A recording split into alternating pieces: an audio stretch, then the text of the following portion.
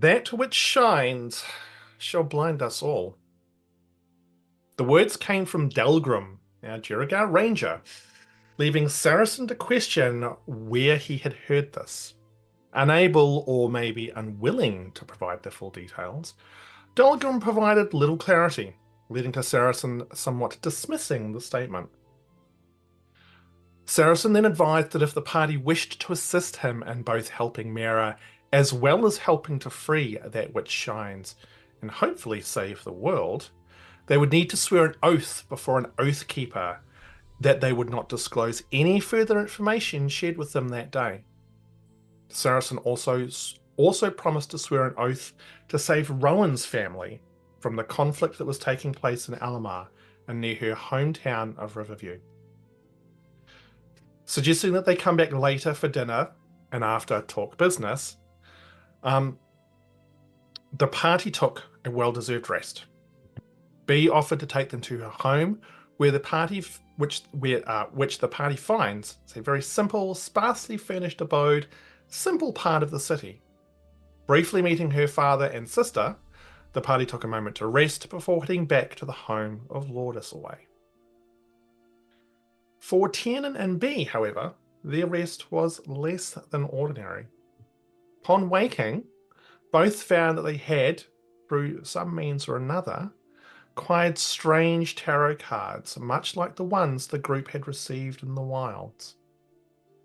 These were shared with the party, adding further to the mystery and leaving them wondering if the questions asked of the strange Eladrin woman were ever actually going to be answered.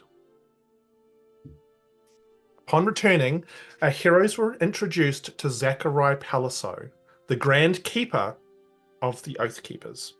A quiet, fairly civil meal was had, and before everyone adjourned to the sitting room to talk business. Firstly, Saracen swore upon the oath stone carried by Zachariah that he would do anything in his power to help save Rowan's family. He then had each member of the party swear that they would not disclose anything that was discussed in the room that evening. After a little reluctance and seeking clarification on what would occur if they broke their oaths, each of our heroes took a turn swearing upon the oath stone, and each was then provided with a bind from Lord Islway, a simple trinket that was part of the customs of Kingsvale and indicated that the oath had been accepted. Saracen then called for someone to come into the room, and through a side door entered an individual of staggering height, dressed in pale robes and with large white wings. Gaunt and very standoffish, Saracen introduced Taralisa Solara. She was a devout follower of that which shines and had been imprisoned long ago. She was vague and haughty with her information, and Saracen advised that she had not long been freed and was still seemingly suffering from the side effects of this. The party asked numerous questions to which few answers were really provided, until Tiernan, whether it was from the wine or something else, attempted to glean more information from her, referring to her as a creature. Highly unimpressed with his wording, Taralisa left the room in a swirl of outrage at being disrespected, not giving anyone a chance to try and patch things up. Saracen, also somewhat surprised, diverted the conversation to other matters, advising the group that the Dawn Dreamers were now trying to find the rest of the Solara, of which there were two, as they would be key in the freeing of that which shines, or at least be powerful allies. Saracen spoke of the Ostelian Circle, a group that operated in the Rendarian Empire and was led by one of the remaining Solara. He also spoke of the Ebon Enclave, a secretive organization that before the time of the Great Contravention held great influence and disregard for the gods and their interference with mortals. While the Enclave now seemed to be but a shadow of itself, whispers in dark hallways or stories told to children, Saracen felt that they could also hold information to the last missing Solara. He suggested that information could be found far to the south, in the dilapidated city of Port Nesipact. As always, the group peppered Saracen with questions, asking for all manner of help and information, which he was able to provide in some respects. As the conversation continued, it became apparent that any attempts to get to the Rendari Empire would best be made via Wildport and the Fey lands of Tilwith. This was of particular interest to our heroes, as they had already received a number of portents from the cards from the Relia that suggested that there were many things of importance to our heroes in this strange city. So, with this in mind, the party took a moment to consider their next actions as they sat in the home of Lord Isselway, sipping on drinks and thinking about what adventures may lie ahead of them. And that is where we will pick up. It is still fairly early-ish evening, full tummies, drinks in hand for those who have taken them. And there's sort of like a natural pause has come to the conversation as you all kind of consider what's being talked about.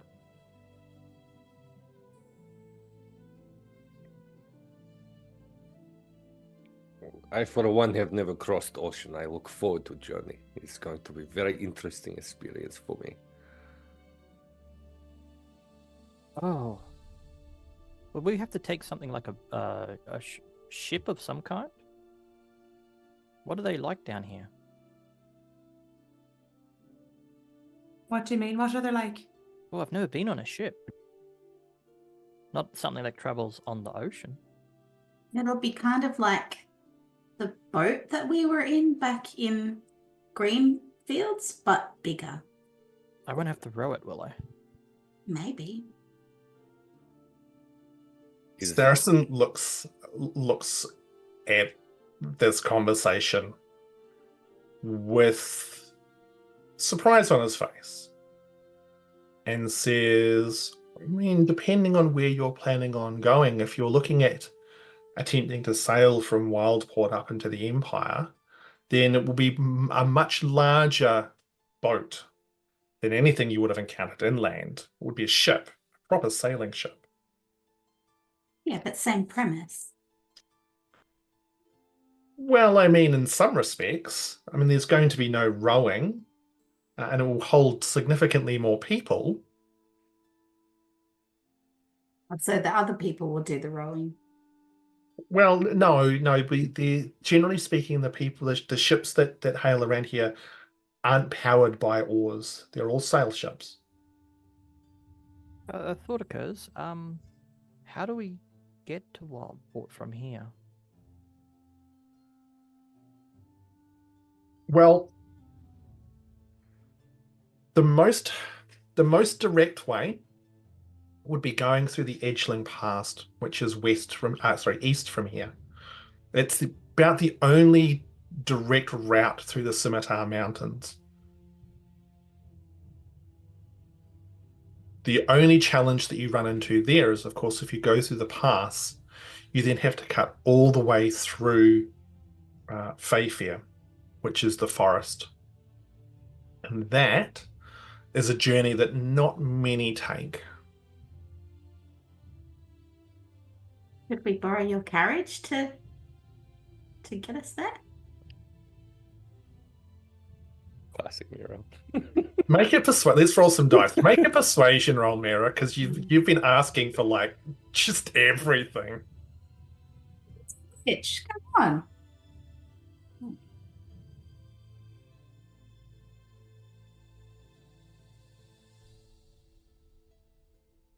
23? 23. Yes. Goddamn sorcerers.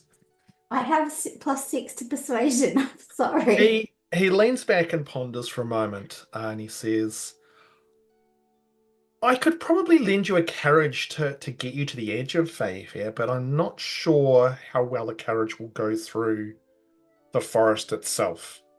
I know small wagons will go through there sometimes, but the Twilight Road's not travelled particularly frequently.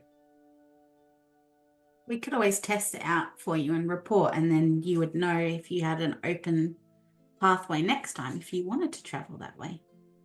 And you would be willing, do any of you have any experience driving a wagon of this type? Yeah. Yeah. I have some experience driving a wagon. Well, look, in that case, certainly I would be more than happy to provide you with some sort of wagon or carriage that would help with the journey, certainly. Thank you. How do I we- appreciate it. Possibly. Lord Saracen, have you had any dealings with the Fae Fair at all? Like, what sort of relationship does Dalian's Rest have with your neighbors? We have no relationship with them. They're on the eastern side of the Scimitar Mountains, and we keep to ourselves, as do they. Oh, okay. You get the occasional exotic trade that might come through, specialist items. But again, traveling down what's called the Twilight Road, it's not common, and it's not particularly safe, depending on who you talk to. It's the Fae are a very particular, very peculiar group. There is a small town though, Elderwin, just on the eastern side of the Edgeling Pass. They may have more information, but very much so we tend to avoid the people of Tilworth.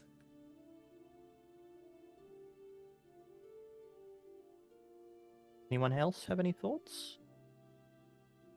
It will be fine. Some people who have weak minds may not wish to interact with this place or its people, but certainly folk from my home have been known to offer services in that area. It cannot be too dangerous. I have not heard very, very bad things.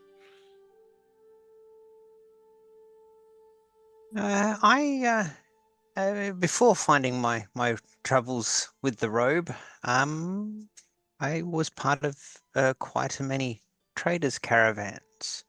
I've travelled to a few ports, not Wildport or through the Fae Fair, but I have seen a few ships, and they are quite large. Of what kind of ship we would be on, I don't know. Perhaps I can help with at least getting us there with the caravan. You and Miera can take a turn in driving wagon then. Yes? The roads from here across to the pass are well maintained. Beyond the pass, though, I honestly do not know. There may be people in the city who know, however. I'm conscious that when we do sometimes get travelers coming from Tilworth, they often stay at the Wilds. It seems to be a favorite haunt for the folk from that side of the world, or that side of the continent, I should say. Like So those you could always, masked people that we saw. yeah, they have some very unusual traditions, shall we say, from over there. To be honest, it's a part of the world, as I said before, that I tend to stay away from, and so I'm not terribly well versed. But that could certainly be a place for you to go and try and find some more information before you set off. I wonder if your prisoners might have little more information. I will still need to pay them a visit before we make leave for this journey. And as I said, you're more than welcome to.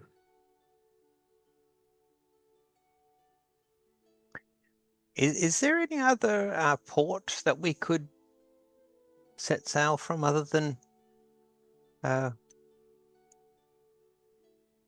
Wildport? What about Kingsmouth? No, we want to go to Wildport, Grumpfel. We have many tarot card clues that suggest we should try to make our way to Wildport. Yeah, I mean, from Kingsmouth to travel around to Wildport. Where's Kingsmouth, Grumpfel? A little way east of here, on the way to Wildport.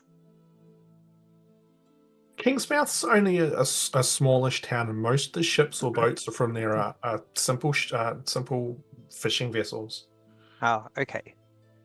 Like I said, in my travel I only saw a few, but I know of some of the spots around here, not many, but I wasn't sure. Well, the challenge you also have, as soon as you start venturing into the seas, sort of to north from here, from Kingsmouth and out to the west, you're going to start running into some of the blockades from the Empire. So Yes, let's avoid a them. simple sailor is going to stand no chance against what the Empire has out on the waters. And then the other options will be to travel far further to the east, going to somewhere like Kandahar's Landing or potentially even Canterwell. But I mean, those are journeys of great significance. It will take you weeks, if not months, to get there from here. Yeah, I don't believe Miera wants to be wearing that ring for months on end. I mean, ideally, the threat of dying being removed would be preferable, but I don't think wearing a ring is going to get in my way too much. I could live with it.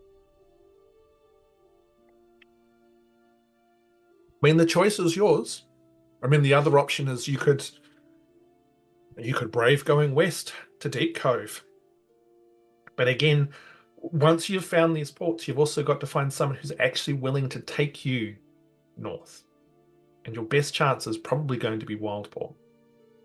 They tend to have the most ambitious individuals there, shall we say, because it's not a safe journey. Do you think we would need to pay them in order to get travel or passage across, or? I honestly don't know. Lord Islaway here surely will cover all expenses. We are performing this Bless you. find and rescue mission for you and these Dawn Dreamers. Yes, surely you can compensate for any costs that are associated with this. I mean, keep all your receipts and we'll reimburse afterwards. Yeah, I'm happy to provide you with a small amount of money up front, but I can't anticipate how much this may or may not cost you. And also in a place like Wildport, when it comes to the Fae, it might not be money that's involved when it comes to purchasing travel. But as I said, I'm more than willing to help in any way that I can. And have you handed over that ring as yet? Not as of yet, no. Just wanted. Speaking of that ring, perhaps we could make sure that it is now on Miera's finger so she is not at the risk of brain explosion, please. So we're in agreement, just to confirm.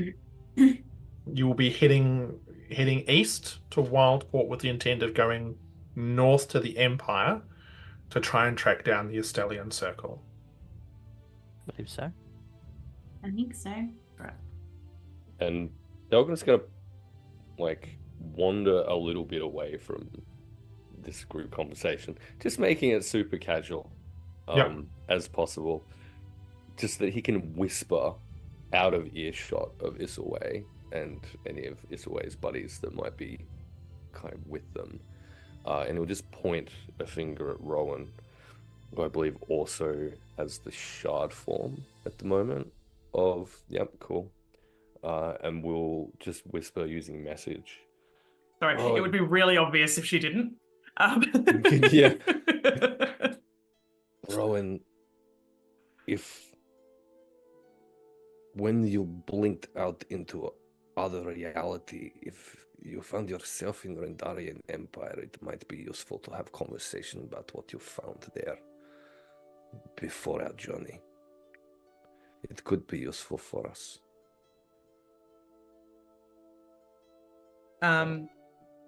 You see her almost imperceptibly nod.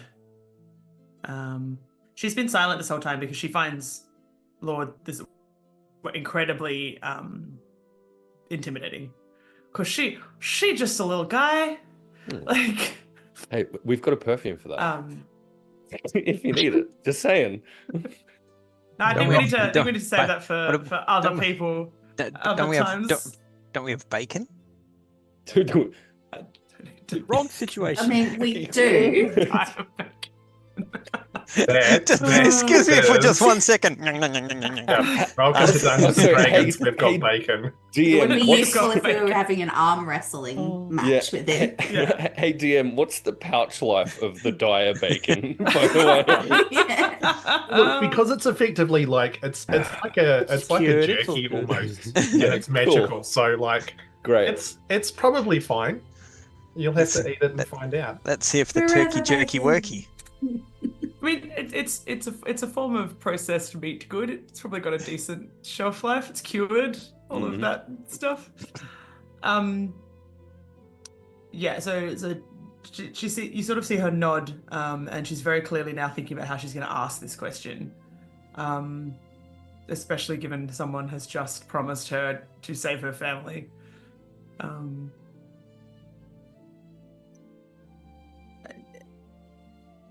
Does the rest of the group look like they're ready to leave?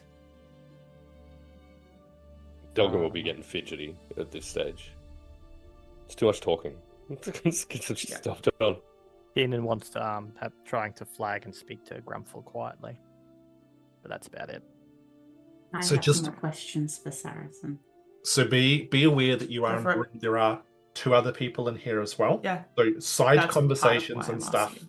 yeah, will be quite Difficult. difficult unless there's other things going on. So yes, so Kate, I think you were about to launch into something. Only if Miera has questions for Saracen, she should go first. I think Rowan would make this a final conversation before they left type moment. Okay, so my questions for you, Saracen, I just wanted to circle back to the magics that you used to release or rescue Taralisa. Yes. Is that something that we could kind of go over, that you could potentially show me? Because you did mention a couple of times it would be something that someone with experience using arcane magic would be able to do. I can show you some of the techniques that were used, certainly. And would you have a fully stocked kitchen at the moment? Gives you a bit of a strange look. Yes. I mean, we always tend to have a fully stocked kitchen. Is there intent behind this? I was hoping I could maybe do a little bit of baking before I leave on the trip. Make another persuasion roll. While this is going on, Tiernan's going to lean over and try to whisper into, not trying to hide it, just trying to have a polite conversation and quiet to Grumpfel. Is Lord Esselway the person we should probably mention about the mining rights, Grumpfel? I know we've got a lot going on and so forth, but from the sounds of it, we needed that all approved or some sort of license.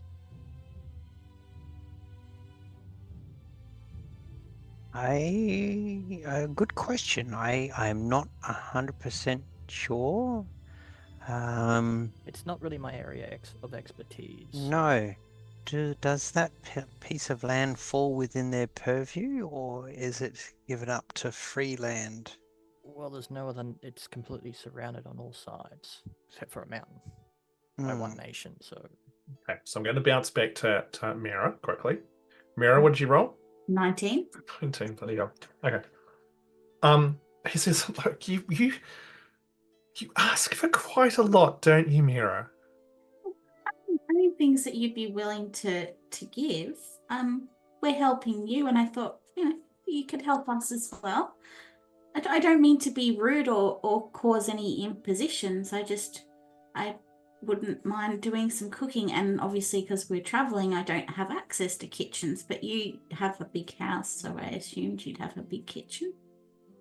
I mean, the kitchen is large enough. I won't do any baking and not leave you any. If you're needing to make, like, if you're thinking about making rations or something for your journey, again, that's something that I'm sure we can organize beforehand. No, not rations. Not rations.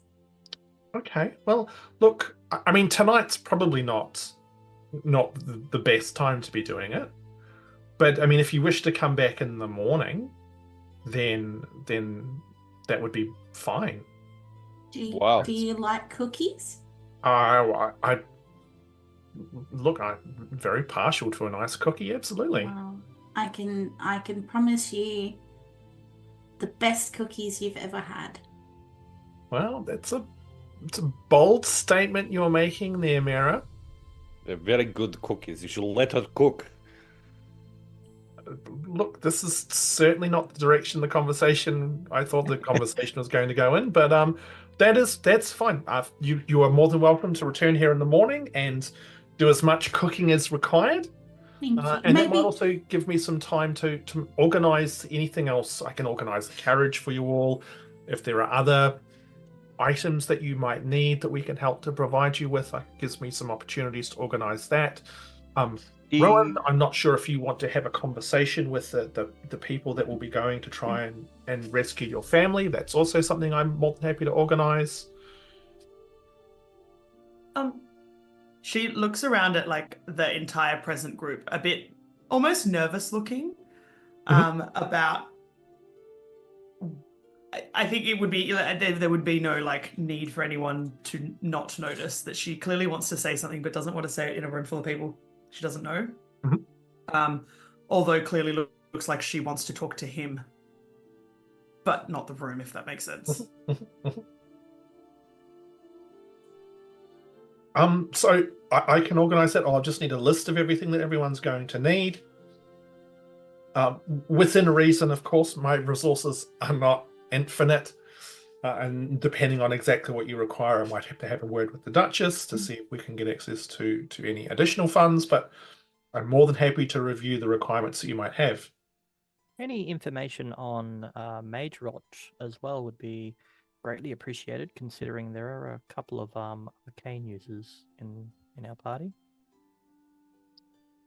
Yes, absolutely. I can easily get access to anything. Are you wanting information written down? What are you wanting? I guess so. I don't know how whether or not you're an expertise on the subject or not. I don't know. I don't know about it. I just had heard that Falas has mentioned it a couple of times.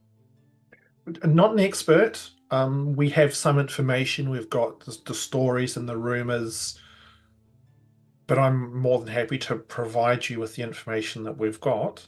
Again, it's one of those elements of the Empire which they've been very, very tight-lipped about, and the core aspect of it is essentially it is a fatal disease for those who wield the arcane. Beyond that, like I said, I will try and derive any extra information that you might find useful. Maybe specifically how we can avoid getting it. No, absolutely. If there's information around that, I will certainly see what I can discover. With some reading material while we travel. I will require someone to take me to prison so I can speak with these prisoners for. I can organize for that, certainly. Is this something, I mean, the evening is ticking on. Is this something you would like to do in the morning? Are you determined? No, we've been talking far too long. I'd like to get it out of the way now. Yeah, Miera can come back in the morning and cook. Grumpfel can tell you how much gold we're going to need for such a long journey, being established merchant who knows of such things. Rowan, you can stay here and have conversation if you wish, unless you want someone to stay with you. I just have one small question, if I may. Certainly. Does your kitchen, or do you know of anywhere here that has access to bulata, coffee beans from Svazina?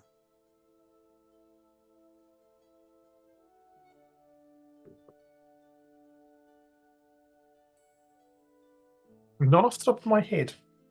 A pity. You could try the markets in the morning. There might be someone down there who's selling them, but no, it's to be honest, I drink the coffee that's provided to me. Yeah, that's fine. I'm not a coffee connoisseur like some. Spazina has a lot of quite a few varieties of coffee, but I was just intrigued to see if you had Hulata here. No, I'm. It's not even something I'm familiar with, to be honest. But I mean, if you're able to acquire some, I would certainly be interested in sampling it. But that can maybe be for another day. Yeah, of course. So, are there any final questions? Otherwise, as I said, I'll get this list of things off you. It sounds like everyone's going to need to have a good night's rest. There's a lot to plan tomorrow and organize, and then we can move from there. I have a question, but it's not really a question. Maybe you can help me understand something. I can certainly try. So, I don't know how much I can explain this because I don't really understand it myself. So I'll do what I can. But sometimes and she like looks across to the rest of the group for encouragement almost. Disappear. And one of the places I've gone, it's like, it's like the way people explain other places near here, but not the place like it is now. He looks a bit confused as you sort of you bumble through the statement. I'm not sure I follow you, Rowan. I think Delgrim will kind of sidle up next to Rowan as well, just as a physical kind of offer of support, I guess, through the uncertainty. So, I went to a place and apparently someone took my place while I was there. I never met them. Gerlach and Thea, and like you just watch her like shaking her head, like it just feels like she's getting lost in her own details. And anyway, they are from not here, apparently. And I don't really understand what I saw while I was there, but it wasn't like here. Like they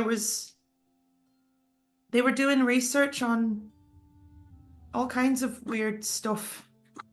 And the lady who was there was weird. And like you can see her just devolving into like trying to explain something but not understanding it herself. Was this Hey, is Rowan sitting or standing at the moment? Sorry, John. She came in and she sat down on like she sat back down after she'd done touched the rock bit. Saracen sits down beside you. And he says, Rowan, if I may, can I want to get a sense of who you are. But to do that, I would need to be holding your hand.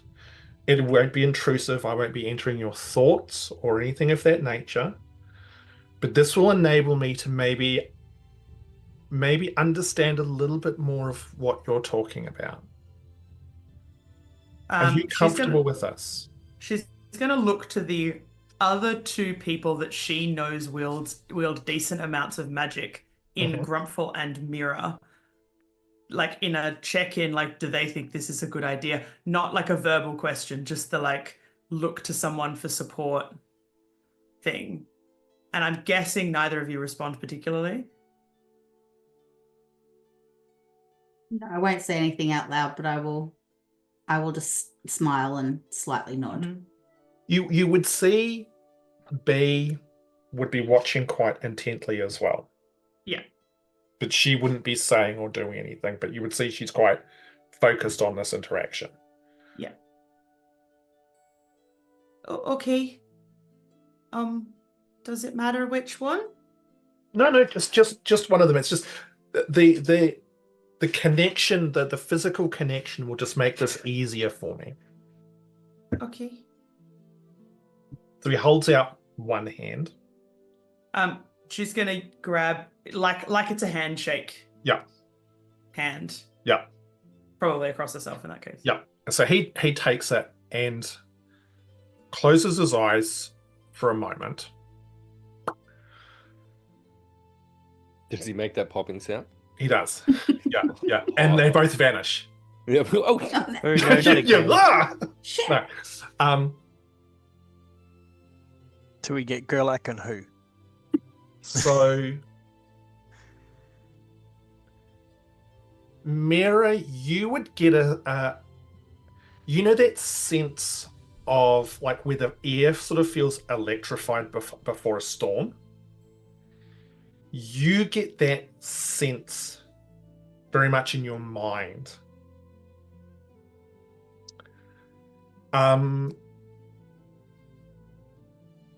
Delgrim, can you roll a d20 and add your charisma modifier to it, please? Or subtract? Stop asking me to add a thing that doesn't exist. But yes, I can. Which is going to be an 11. Cool. Awesome. Rowan, his hand is surprisingly soft and gentle as he takes yours. You get the slightest tingling sensation.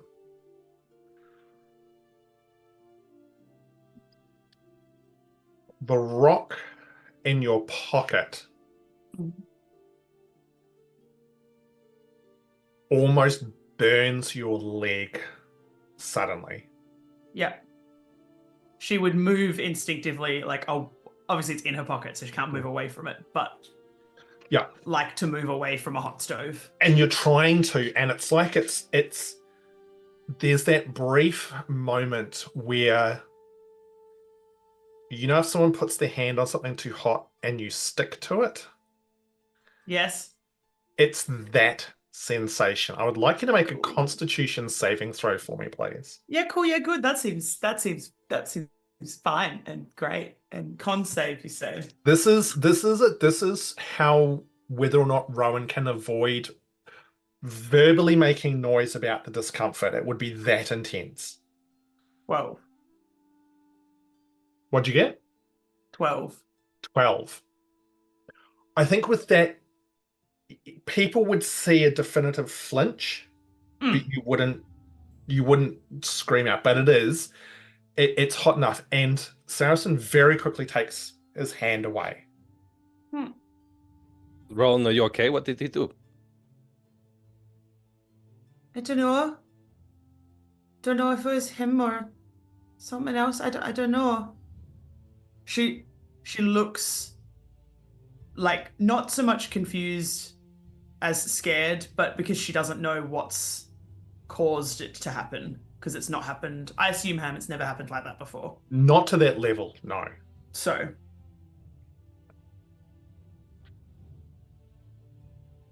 Rowan,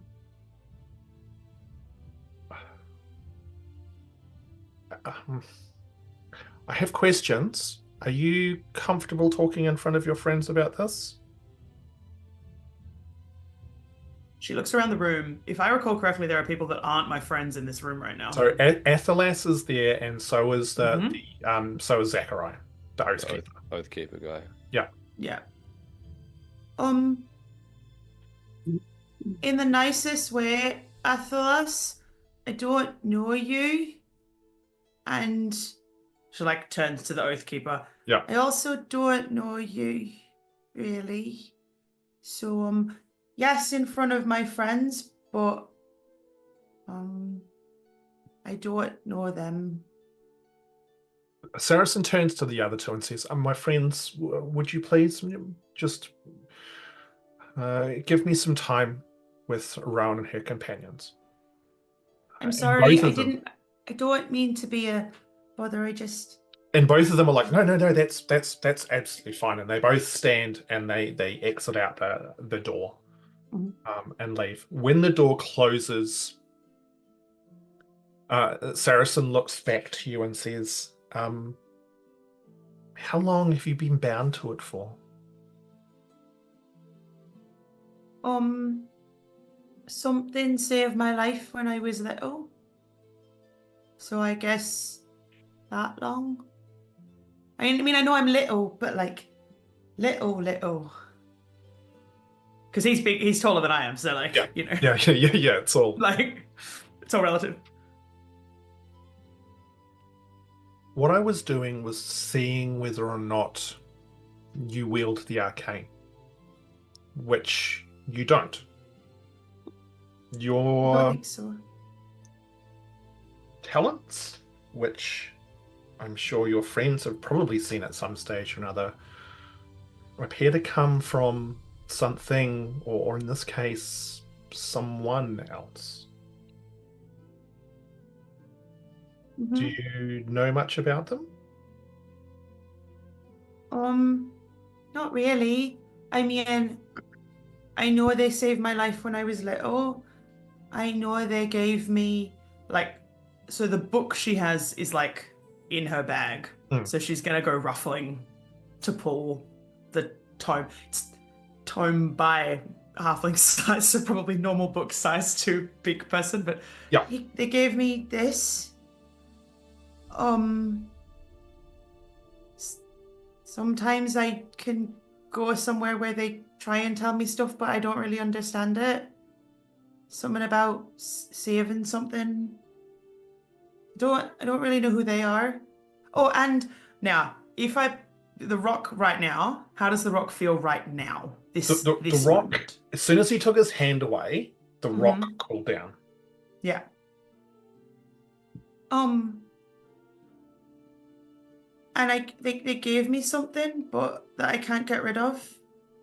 So, I guess there's that too. In short, I guess I don't know very much about them. Other that, you know, I can do, like, stuff.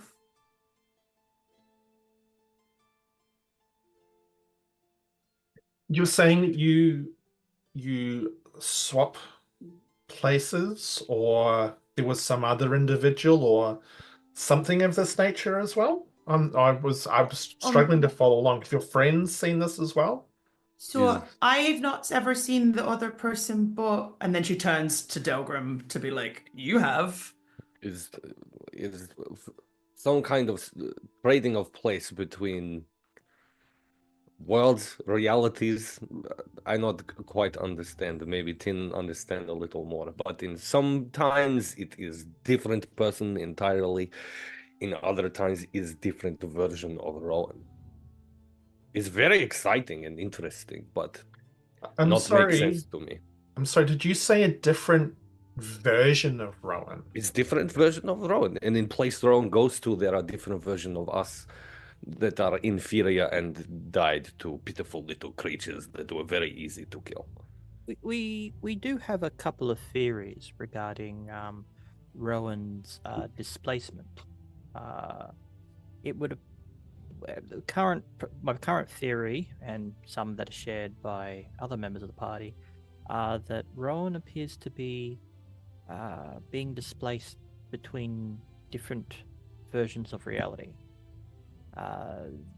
where changes are different in each constant version, and when she does so, another individual from that reality is displaced into ours.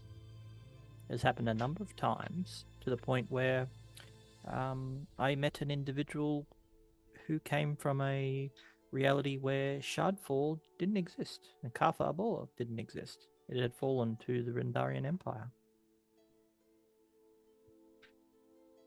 That was the time when Gerlach came, right? Yes, that was Gerlach. When you think I was in the Rendarian Empire, but not the Rendarian Empire, but the Rendarian Empire. She's like sliding back into her seat, trying to explain to someone who something that, as I've said before, she doesn't understand herself. Grumpfel's gonna look at him and say, if it's not enough to save Miera's head, at times it takes all that we have to save our own heads when presented with these strange happenings. I don't know if it has any bearing on that which shines. Maybe it does. I have been unable to determine of anything of its nature. The things that I've seen, I would not be surprised if it did. Interesting question is if that which shines exists in this different reality. Yes? Which is exactly what I was just wondering. This is fascinating. Rowan, Is this something that you can trigger? Is this something that can be you can will or can be forced, or is it random in event, or? Well, I can make myself disappear but not go to that wherever those places are, but that's not the same as going to those places, so no. But I know there have been times when I've disappeared that they know about where I've been able to come back myself. Of the situations that it has occurred in, I haven't seen any sort of common element. And so where is it? Do you go to different parts of the world, Rowan, or do you go to these alternate realities but you stay where you are now, or how does that it seems like, so there was the one time where I ended up with like you guys but not you guys, and there was one time where I ended up in an office with a lot of books which we think is in the Rendarian Empire, and then there was one time I don't remember. That was the one where I came back and you all said I was dead, but I'm not. I don't remember where I went that time. Was Thea. So I dare say you went home because she said she knew you, but wherever she was from, you had passed. So I dare say that swap was back to your hometown, a different, an alternate hometown. I didn't really go exploring that time, so it was interesting. I guess. So different parts of the world and different realities. But I've swapped places with the Rendarian Empire guy more than once. Right? Twice. You said you've seen Gerlach twice, right? We've seen Gerlach twice, yes. Gerlach twice, Thea once, and the alternate Rowan. Thea twice? Thea twice as well. Thea twice. With the Rendarian Empire, was there anything that you that you noted? Tiernan, you commented about how at one stage, apparently according to this Gaelic individual, that Shardfall had actually fallen and was part of the Empire, which it's going to take me time to process that information, but is there anything else of note that you experienced or saw when you were there, or anyone you talked to in particular, or? I mean, yeah, I spent a lot of time with this lady who I thought wanted to kill me, take me down to her lab and experiment on me, but she also thought I was lying for no reason. She didn't really trust anybody. Anyway, so it was her, and otherwise, not really. It was very different to home. Lots of like hallways and a map. And yeah, just different. Like. And does this being that you have dedicated yourself to in many respects, does it speak to you? When you say speak, what do you mean? I mean, I've read texts which have talked about people who have sworn pacts with beings from different planes, or sometimes from this plane, and there is direct communication. They will have conversations. Have you had this, whatever it is? Do you know their name? Do you know where they're from? No. They kind of give me like, I don't know, vibes, I guess, like feelings that to sometimes if I think something's a good idea or a bad idea, and I usually get the idea of like, don't make big promises that you can't keep because you've made a promise that you kind of have to keep. And it's like asked me to save something, but otherwise, like, I don't know why it keeps me around. I'm just the daughter of a farmer. Like, I'm not interested. Rowan, you are more than just daughter of a farmer. You are kind, you're brave, you are intelligent. You've kept us out of many trouble in time since I know you. I more mean thank you, but I more mean like I'm not like a king or a prince or something where I've got power. Like I'm just me, I guess. You know.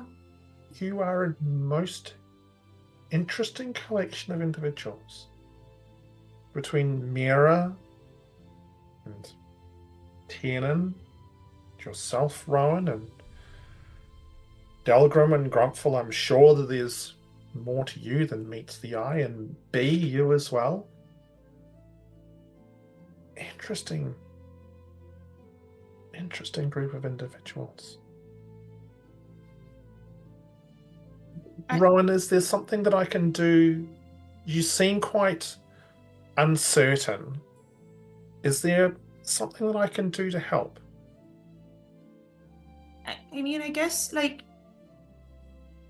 is there anything you can do or tell me about the Rendarian Empire that might mean that if I go there again, I'm not gonna get myself killed? Or even like that would help us so that if I go there, I don't get someone else killed, like this world's Gerlach or whatever. Oh, what if we found this world's like she's about to go full spiral? Yeah, she's Delgrim will about to immediately go into the same thing. What if we find this world Gerlach? That would be amazing.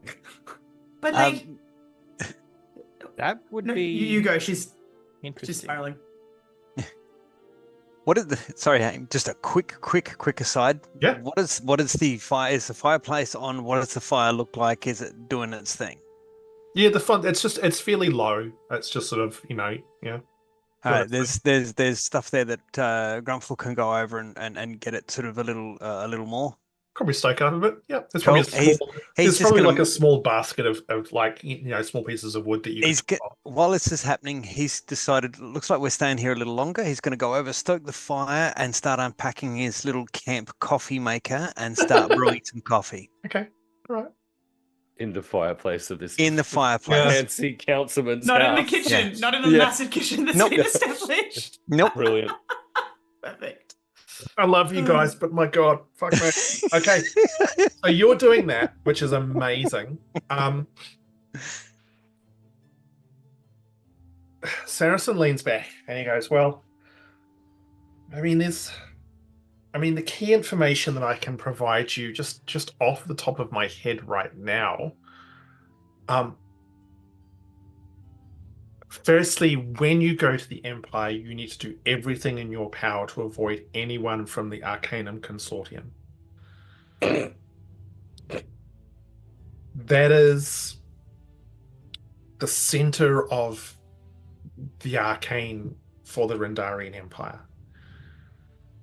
They are the ones who control and maintain anybody who is able to wield the arcane. I don't know exactly how they work or how they function, but they seem to have something which enables those who wield the arcane to not be affected by the mage rot. But they also, my stuff's not arcane. So your stuff, exactly, you would be fine. Grumpfel, yourself, you're a devoted individual, so you wield the divine magic, which means you would also not be at any risk to the mage rot. I am a channel for Kamateon. I provide as his will. So you would be perfectly safe. Tiernan, you don't. The shard folk are completely not an issue. Completely. I'm curious though in regards to certain elements of how your devices and how that might work. But no, the Curiosity biggest is risk from healthy. the biggest risk from the Matrod is that the arcane it's the arcane that inherently flows through a person like Miera. The other challenge that you'll have within the Empire as well is that they have a group called the Vanator, which are a sect within the consortium, which hunt down those who use the arcane to either take them back to the consortium and do with them I'm not sure what, or alternatively to simply dispose of those who wield the arcane. Because once afflicted with the mage rot, there is no cure, and it can become incredibly dangerous for anybody who is nearby.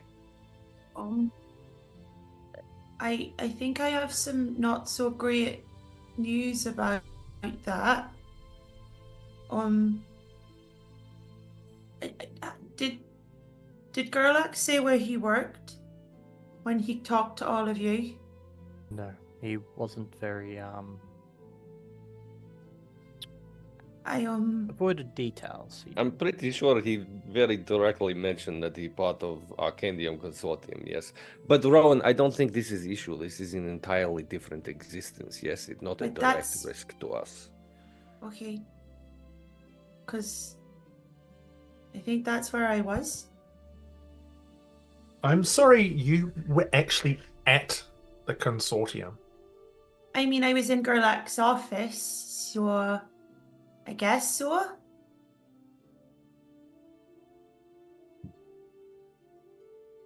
Well, I'll ask you for more details later on, but let's focus on this at the moment.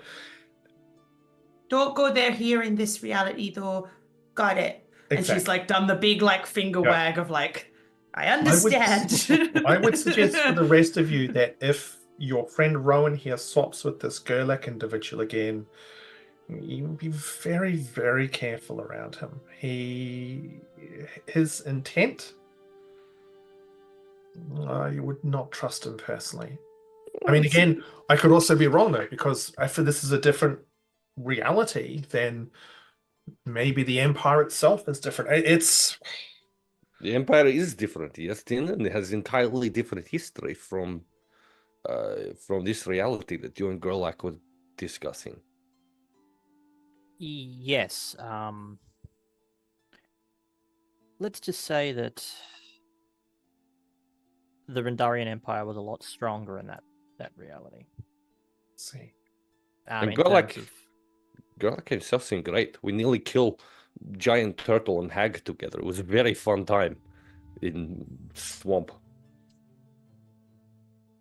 So another consideration for traveling to the Empire as well is that, and this is something that will need to be taken in consideration to when you sail there, is that most of the ports and most of the blockade ships that you will be encountering will have creatures that are known as spellhounds.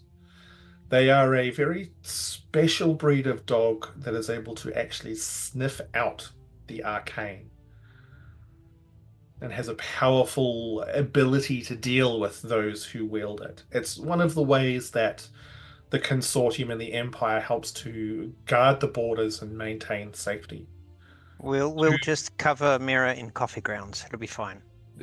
What is interesting question, if Miera is at risk of being outed by these spellhounds, is there a way that we can conceal this in some way? And not that I'm aware. The only thing I can potentially suggest is trying to find a captain of a ship who's willing to sail you to somewhere where maybe there's no members of the Empire. I mean, one potential option would be to see whether or not someone can sail you to Castle Sham, which is on the edge of the Sol Barazan Desert. It's not officially part of the Empire. Rowan, the mention of that name of the desert, your rock again doesn't become white hot, but it becomes, you get that sense of it's like a small child jumping up and down in your pocket. And is that the name of the desert that the shopkeeper mentioned when we were looking at the similar rock? And Rowan had a very similar sensation at the time as that as well.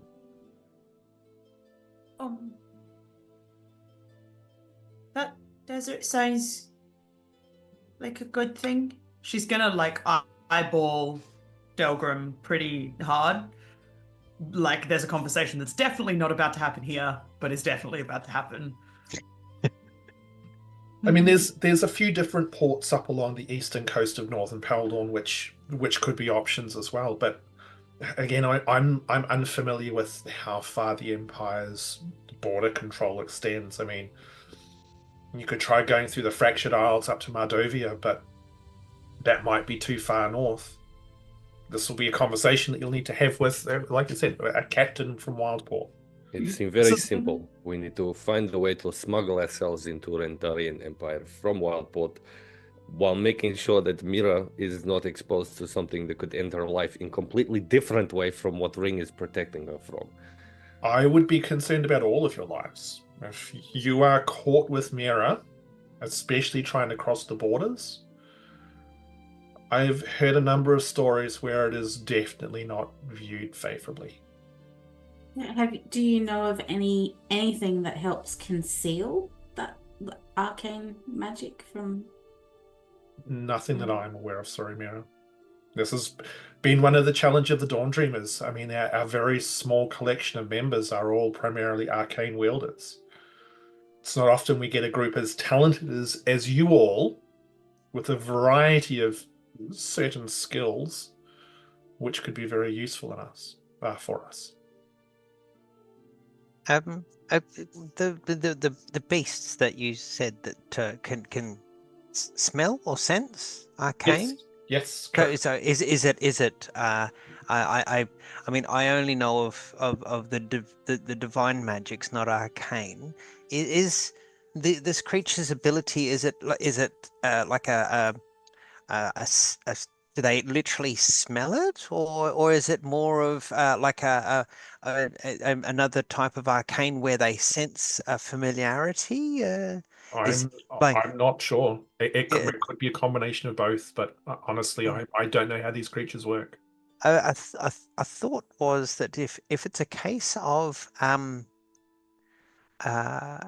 Miera being smelled or sensed, if like when someone walks into a room after there's been a smell of cooking or coffee, as it would be, you could, after the coffee has been consumed and the pots and pans have gone away, you can still smell the coffee in the air.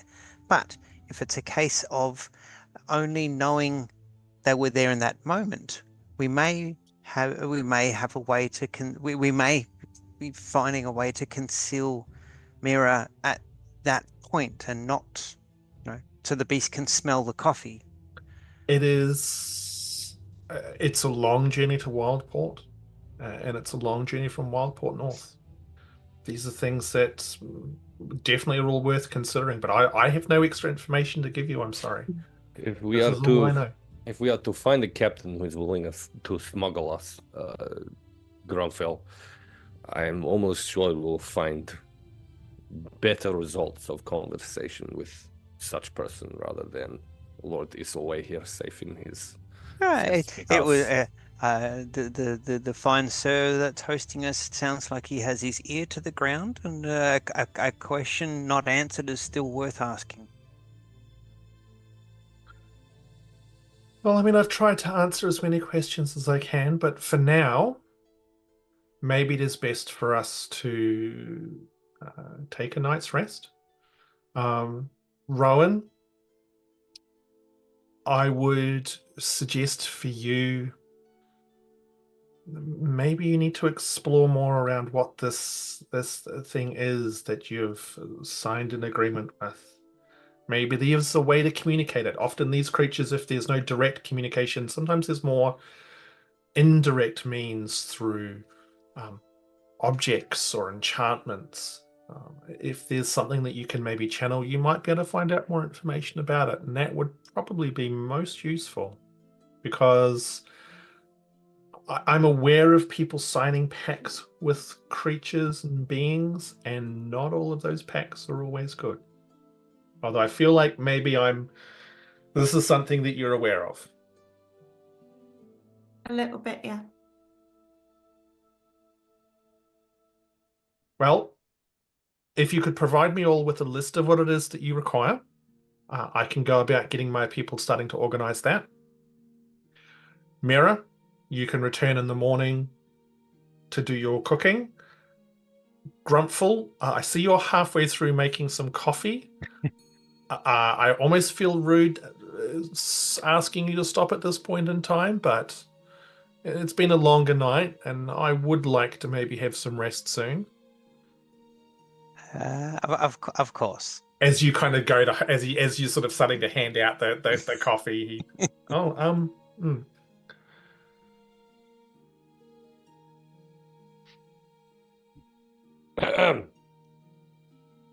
I would also require escort to prison. Oh, of course, Delgrim. Yes, your escort to the prison, of course. Who else is going to go with Delgrim to the prison? Were we doing that tonight, or was that I am tomorrow? doing He that wants to do it tonight. Oh. Oh. I'll come if you want. If you want company. I would love that, Rowan. That'd be wonderful. Thank you. You're all welcome to join me in prison if you I'll wish. tag along. I've never seen a prison before. Good. Bring the psychic lance, Miera. I'd just be glad to be on this side of the bars for once. But yes, I'll come with. Wait, Grumpfel, you have been in prison? And with that, you guys start to pack up all your bits and pieces. Saracen wishes you safe travels and organizes for a couple of guards to escort you through the city to where the jail is. Miera? Before we go, Miera was gonna try and go in for a hug, the Saracen, and maybe just also quietly just ask again if she could possibly have the ring so she doesn't die in the night. Make Picks his pocket. He absolutely gives you a hug. Yes, 100%. And the ring? And The ring. yeah. No, he also gives you the ring as well, which I will add to your character sheet later on. Thank Cass. you. I'm not gonna die. Yay! Ring of Yay. dragging out inevitable death. So, Miera, when you slip the ring on, it's like you never realized that there was a constant buzz. But suddenly it feels a lot quieter. Your mind feels calmer. You feel suddenly very tired and develop an appreciation for the fact that you've probably been expending a fair amount of energy almost subconsciously suppressing whatever has been going on inside your head. But for the first time in quite some time, you have a sense of peace. Miera will sigh and hug Saracen again and say thank you. Oh, Thank you very much. look, I just hope that we can find a solution that's not reliant upon a ring. Is that out loud, like everyone hears him say that? Of course, absolutely. Or a solution that requires drilling into Miera's head. Also very true. Also very true, Grumpfel. And with that, you all leave. Those of you, was anyone not going to the jail? No? Cool. All right. So you all get escorted through the city, and it's probably sort of 9 p.m. at night. It is basically the opposite side of the city, so it takes not an inconsiderable amount of time to wind your way through the streets. And what you notice is that this building, or heading towards where the jail is, you are told that it is underneath Lightkeeper Fortress, which is on the outside of the city walls, and there is a small sort of joining large stone sort of passageway from the external wall to the fortress itself. The other thing that you notice is that, especially at nighttime, on top of this fortress, there is a tall tower, and facing south, you can see this blazing light, which illuminates the countryside for probably a good mile, like as far as you can see. It's almost like daylight blazing out from the top of this fortress. I think Delgrim will ask whoever's escorting them, what is with blazing light? One of the guards who's with you just says, basically that's set up to help with the data call. That's basically natural light, sunlight. So if any of those bastards come this way and they try and sneak up in the dark, yeah, they don't like it. So it helps just to kind of keep the city safe. The contagious undead creature that a friend of ours nearly became and didn't seem too concerned about. But yeah, this makes sense. This is good thinking, good tactic. Yeah, look, it was the Duchess's idea. She's a smart one. She's pretty all right, you know, as far as royalty kind of go. Do they often come this far north? Though I thought there was some kind of treaty with them. Look, I mean, at the moment things have been pretty peaceful, but we've had issues in the past, and it's better to keep the people safe than it is to run the risk of anything going wrong. Does Dalian's Rest offer any assistance to those that might have been afflicted? I mean, of its own citizens. For anyone like who gets bit and stuff. Yes. I mean, we do what we can. I mean, most of the time people have got to go to Belcry, because that's where they've got the special cells that can help. But yeah, I mean, we've got small supplies here. But honestly, most people here in Dalian's Rest, it's not really much of an issue. We're kind of far enough away where normally it's not too much of a problem. Good to know. So you get to the fortress, which you can see is basically, obviously, the main barracks for the armies of Kingsale. At this hour of the night, it is quite quiet. There are small groups of guards wandering around. Most of them will give you sort of a nod and acknowledgement. And you get taken down underneath the fortress, down into some large catacombs. At the bottom, the guards introduce you to a fairly unassuming looking human who introduces himself as Olek. He's got a small scar across his chin, long brown hair tied back with a number of binds through it, very kind of pasty white, very simply garbed with a thick girdle around his middle that's got a number of keys attached to it. He's also got a very large, very heavy, very dangerous looking mace on one hip. The guards basically tell him that Saracen has given you guys permission to see just the one prisoner who was down here, because there is only one prisoner down here. And Olek just kind of gives a little shrug and leads you guys through a bit of a catacomb of different little jail cells. This place is not terribly populated. Like, in regards to, it's not like there's hundreds of people locked away in here. There's a number of jail cells which are carved into the stone underneath this place that are empty. But finally, you would find yourselves coming up upon A cell in which you can see a particular individual of who I just need to quickly look up. Before we go into interrogation mode,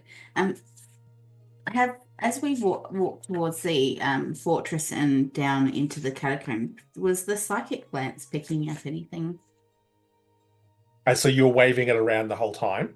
Well, I was kind of carrying it. Yeah. Didn't Like a walking stick. Yeah. So I guess, yes. No. Nothing? No, nothing. All right.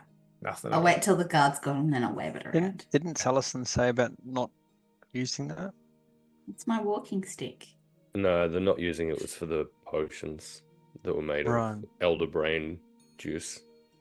I think maybe he was suggesting not waving it around as much in such a conspicuous manner. That feels more like a guideline than a hard rule. Yeah.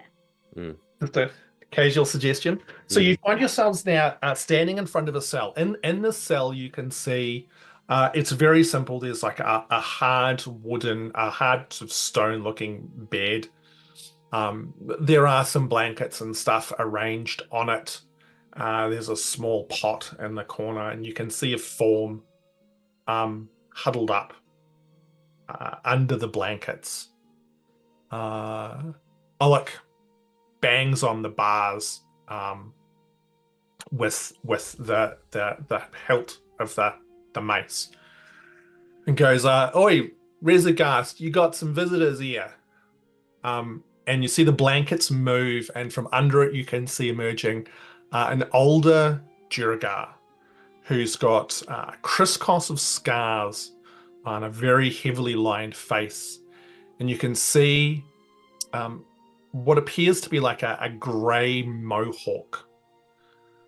Very, very deep set eyes, and he's wearing very, very basic tunic and breeches. A little bit tattered and worn, obviously sort of the prison garb here. Rolls over from under the blankets. Eyes you light up. And says, "I don't know who you are." Is it just Olek from the prison itself that's with us at the moment? Yeah. Del will turn to Olek. You may have to step out of self a little while. I am not sure what kind of rules or laws you people have about harming prisoners, and I would not want you to find yourself in distasteful situation. It's like, yeah, that's not going to happen. Sorry, mate. You can ask your questions from here, but you don't get to manhandle the prisoners or anything like that. Saracen certainly didn't pass any instructions on. You can ask your questions from here. It did not say I cannot manhandle prisoner either. Yeah, well, I'm saying you can't. Delgrim, let's just ask questions. We're not like some of those other places in Alamar where they do all sorts of bad shit to their prisoners. We've got some standards here. This is true, but let me put it to you this way. One, I am not from here, so my reasons and disposition toward this particular individual have nothing to do with this place or your rules. Two, I have been misled by people associated with this person, and I may need to encourage information from them. Well, I'm sorry, mate. You've come to the wrong place. You can ask your questions from here. Anything else that you want to do, I'm just going to take you back out again. Well, that is very unfortunate. Can I cast suggestion? You certainly can have a crack. I Just remember the how long that lasts. 8 hours. Oh, okay. I am uncomfortable being here. We are in a place, yes, not familiar to ourselves. Rules, decorum. Let's ask questions and nothing else is my suggestion. Fire in the hole, Miera. Yep. So they have to make a saving throw, wisdom saving throw of 14, I think. And I would just, we'll see if it works first before I make the suggestion. No, you need to do it the other way. Okay. Yep. I would suggest to them that they need to go back up to their original post and keep an eye out. And possibly confer with other guards to let them know that we have visited, or that you have a visitor, and not to disturb us. Yeah, okay. Amazing. So Heath, I heard what you said, but Miera was already undertaking. What was it, DC 14? Mm-hmm.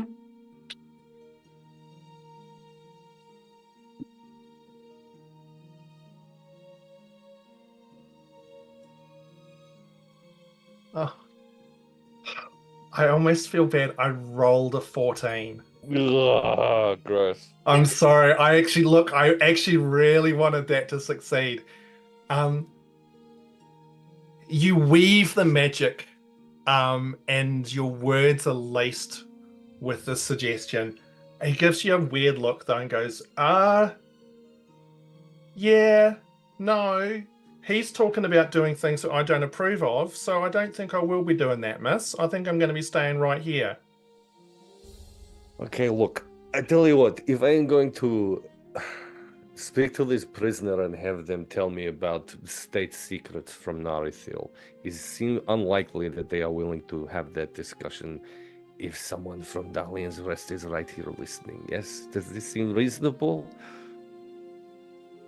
All I ask is give me 3 minutes. And I will not harm a hair Delgrim, on their head. make a persuasion check for me. Wonderful. I'll put all of my charisma modifier into that too. What is that? That is an 18. He looks at you and he looks at Miera. He goes, doors stay unlocked. You've got 3 minutes. But bang on 3 minutes. And if you do anything that jeopardizes that prisoner in there, I'll get Lourdes away down here and have you lot locked up as well. I'm not. You understand? Of course. Right. And he turns around and he walks off down the hallway. Grumpfel, perhaps you would like to accompany our friend. No, I'm staying here for the sake of everyone. So your 3 minutes has started now. Excellent. Delgrim's going to grab Razagast by the throat. So he is at the other side of the jail cell. Like there is a. Oh, there's an actual bars between us. Yeah. That's unfortunate. Yeah. In which case, Delgrim will throw Razagast a look through the bars as though what he really wants to do in this moment is grab him by the throat and smack him up against a wall. Yeah. I would very much like you to explain to me what it is in Narithil you think you're doing by fucking around with fucking illithid potions that your people decided to give to my friend here. And then I would like to warn you that if you think there is even slight chance of escape, that's entire barracks of people there that is going to prevent it. Now, which of those would you like to discuss first? He looks like shell-shocked by these statements. Actually, who the fuck are you who's down here talking to me like that? What fucking elder brain and illithids and what's all this bullshit you're going on about? And I think Delgrim then will reach over to Miera for the psychic glance. Yeah, I was just about to hand it to you. Yeah, cool. And he'll kind of hold that up. This look familiar at all to you? Where'd you get that from? You know exactly where I got it from. Now, quickly, we had no time. Why are you here? What is it you were sent to search for? And why was you found spying on Duchess and thrown in prison?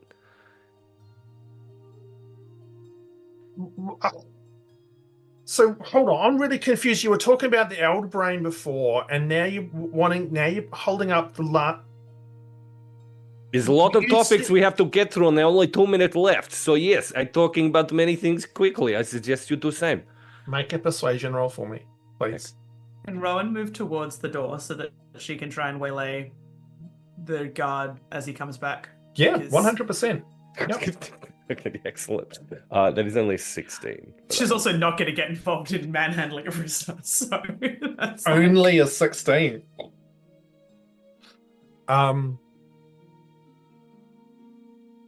Rezagast looks at you and he goes, "Oh, I mean, I was sent here looking for information based on some concerns that we had." Can I use detect thoughts? Oh, brilliant. Yes. Yeah, absolutely you can. Cast that spell. So it's another wisdom saving throw of 14. So you remember it automatically picks up surface thoughts. Mhm. Only need a wisdom save if you're going to try and dig into it. Yeah. So you're going to go digging? What are the surface thoughts first? Yeah, well, yeah.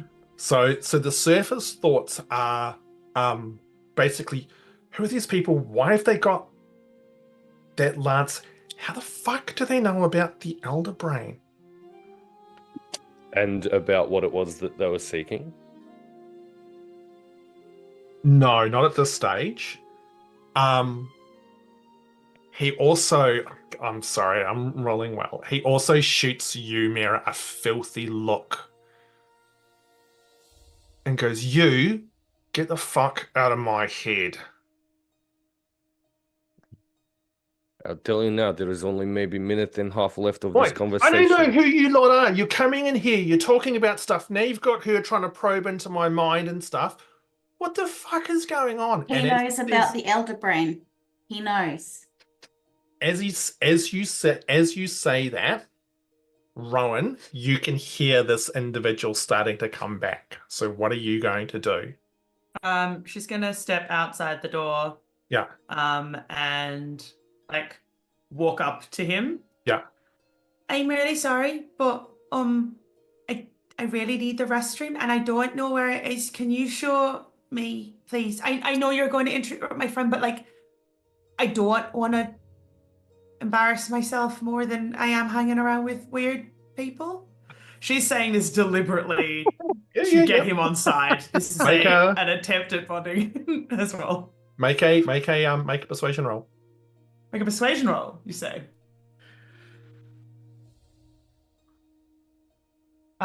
Persuasion. That would be an 18. Again, 5 Sir? seconds. Okay, cool. Awesome. Amazing. Makes the big round eyes and the pouty mouth. He's somewhat caught off guard. He's just like, "Oh, Please, I know you're so lovely and you're being so obliging, and I also don't really want to go walking through this place by myself. I'm really bad at getting lost. Can you show me, please?" Yeah, look, Please? come with me. I'll quickly take you there, but we've got to rush because I don't trust that. I know. That he's trustworthy, I promise. And she's gonna start like a little like conversation as they walk. And the two of you, and he's she's gonna walk slowly because she's short and she can get the heck away with it. and he kind of goes ahead and he's like, I'm sorry, I've got little legs. I'm trying, but I also need to pee, and I can't walk fast and need to pee at the same time. Little legs, truly surprisingly large bladder as well. saved by a weak bladder. This is amazing. Okay, so swinging back to the room. You guys have got a little bit more time. Yeah, and I think Enjoy. regardless of that, I think Delgrim will pitch. You'll have approximately the quality and succinctness of what you tell me in the next 20 seconds will determine whether or not I convince one of my friends here to lift key from God to perhaps help you get out of this place, or whether I decide just to let you rot and die and tell your friends at Harrowfell that you are a corpse on the street. Who sent you from Harrowfell? What was their name? It's a really good question that I could answer fairly easily if I had. I believe it sounded something like approximately 20 minutes. Halloween. Mm. Hey, Hamish. I'm looking. What was not only the chick's name, but the organization that they were from? They were like a Alwyn. Alwyn from the Undermoon. Lassen Varric. And it was something about Wormlord I've got next to not Abrasor, what's his name? The guy that we're in questioning now. I fucking love this. Radagast. So Yeah. okay. Radagast. Reza. Rezagast. Okay. Yeah, I've got Wormlord next to his name. Wernlorge. Grumpfel, you were correct. The Lassen Varric, or the Lucid Mind. Mm. And I think then Delgrim will provide that information, but we'll do it in Dwarvish. So it'll be the little translation then of the organization's name. Make a persuasion roll with advantage. I bloody will.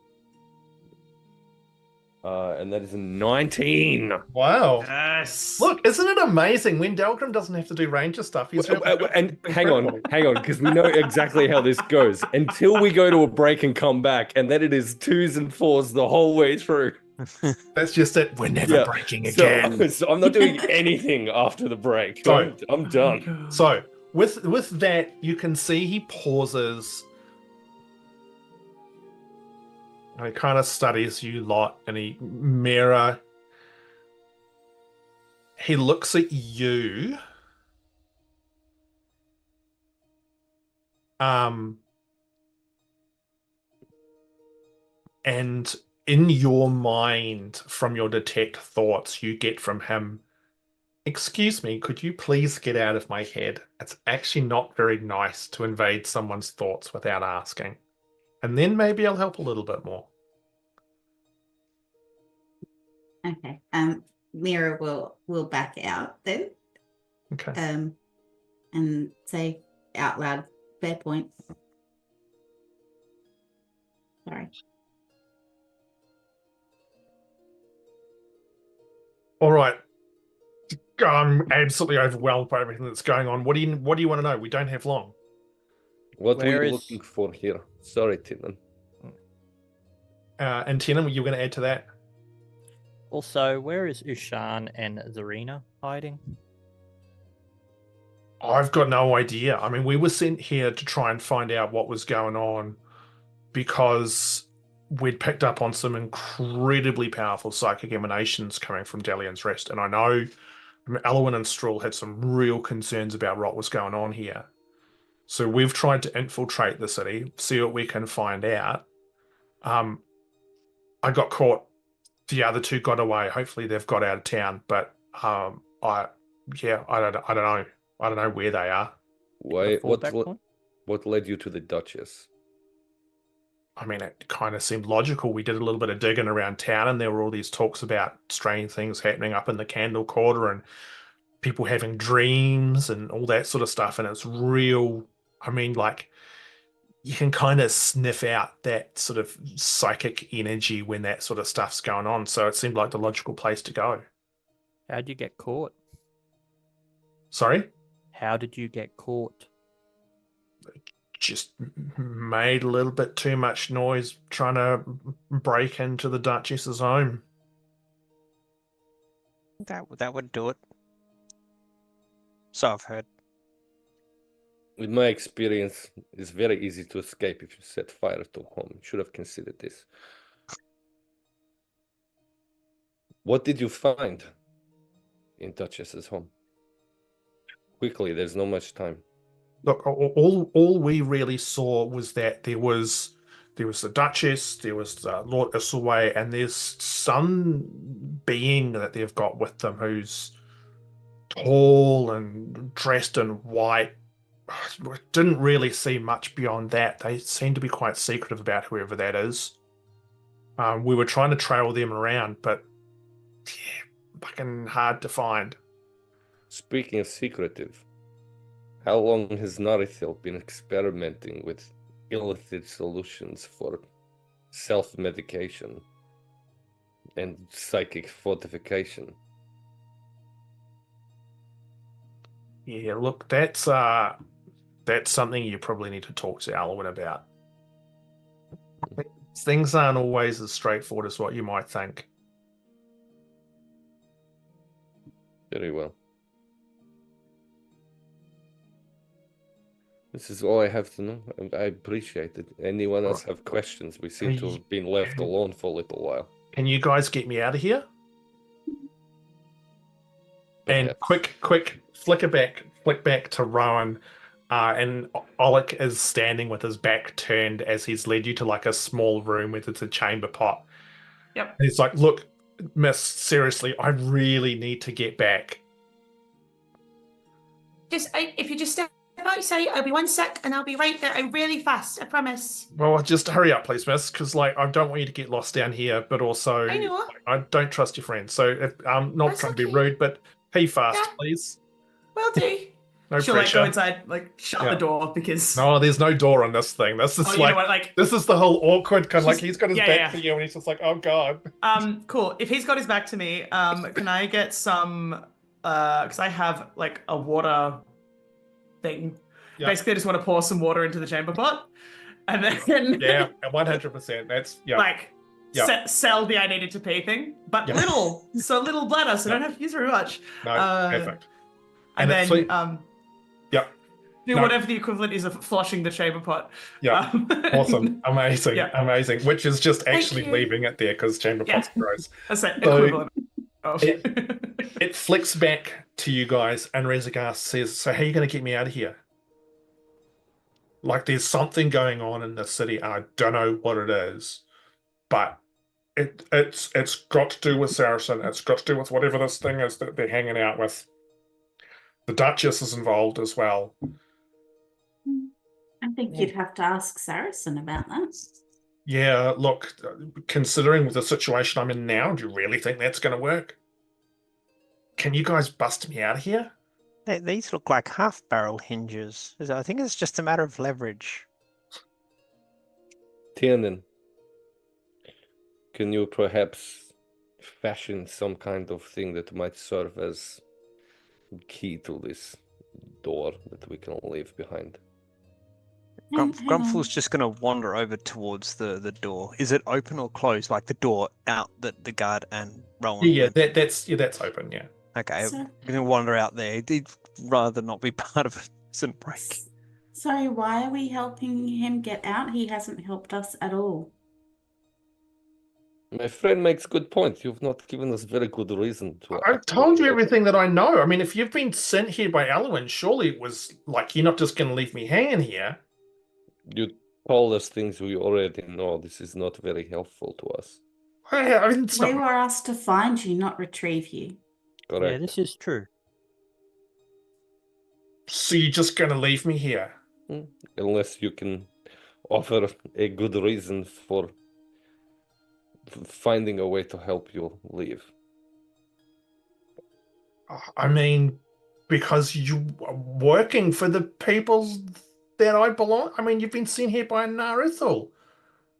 They would They see also you just try and poisoned me. They They- also put poison. They also gave me a potion that had elderbrand juice in it and didn't disclose it. They didn't tell me. They lied to me. They wanted to put a jewel in my head, like drill into my head. Yeah. I'm not seeing what the problem is with any of this. That the potions that they would have given you, based on what I know, that's some of the most powerful psychic energy that you can actually basically get into a vial. And fact what that they about gave the you side anything. effects? Well, I mean, it's like anything. I mean, if you drink too much booze, you end up getting alcohol poisoning. I mean, it's the same thing with this stuff. You've just got to be careful. Nothing's safe. I'll go and have a look at the lock to just get an idea of what would be required. Make like a tinkering check. So add your proficiency intelligence bonus and roll d20. And then I think Delgrim will probably just look over at Miera just to try and get a sense of how she's feeling on this person's current welfare and state of being, but I feel like I've got a pretty good sense of it already, yeah? Wow. Yep. Okay, great. 18. It's not my problem. Super simple lock. Like you'd probably be pretty easy to pick. Fashioning a key to pick it with, you're not going to have the time or anything like that to do anything like that. If you wanted to try and pick it, probably a piece of cake.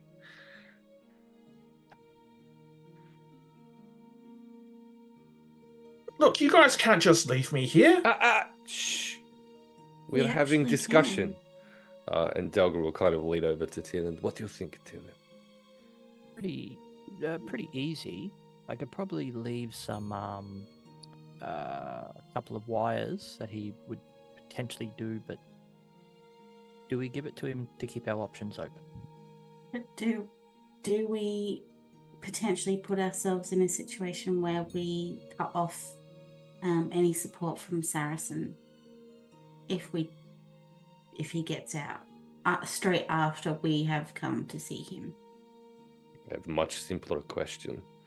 Do we give a fuck about this guy? Because he does not seem that interesting or important to me whatsoever. I think Delgrim's going to bang on the door. He'll say to Razagast, my friend Tiernan here says, yes, it would be quite easy to leave something with you, could help you escape. And banging on the door, he'll kind of yell, we are ready, we are finished. Turn back to Razagast. But you have given me no reason to actually assist you to do that. And your people aren't my friend, so you can stay here and rot. He just gives you the filthiest fucking look. Miera will blow him a kiss and then start walking towards the door. Oh, wow. Holy fuck. Okay. And with that, as you guys come back, you see Oleg heading towards you almost at a run. But having to kind of like pause every few steps to check again to see if Rowan's still following behind. It's like, and so with that, you are all then led from the jail back outside Lightkeeper Fortress to where you're then able to retire for the evening.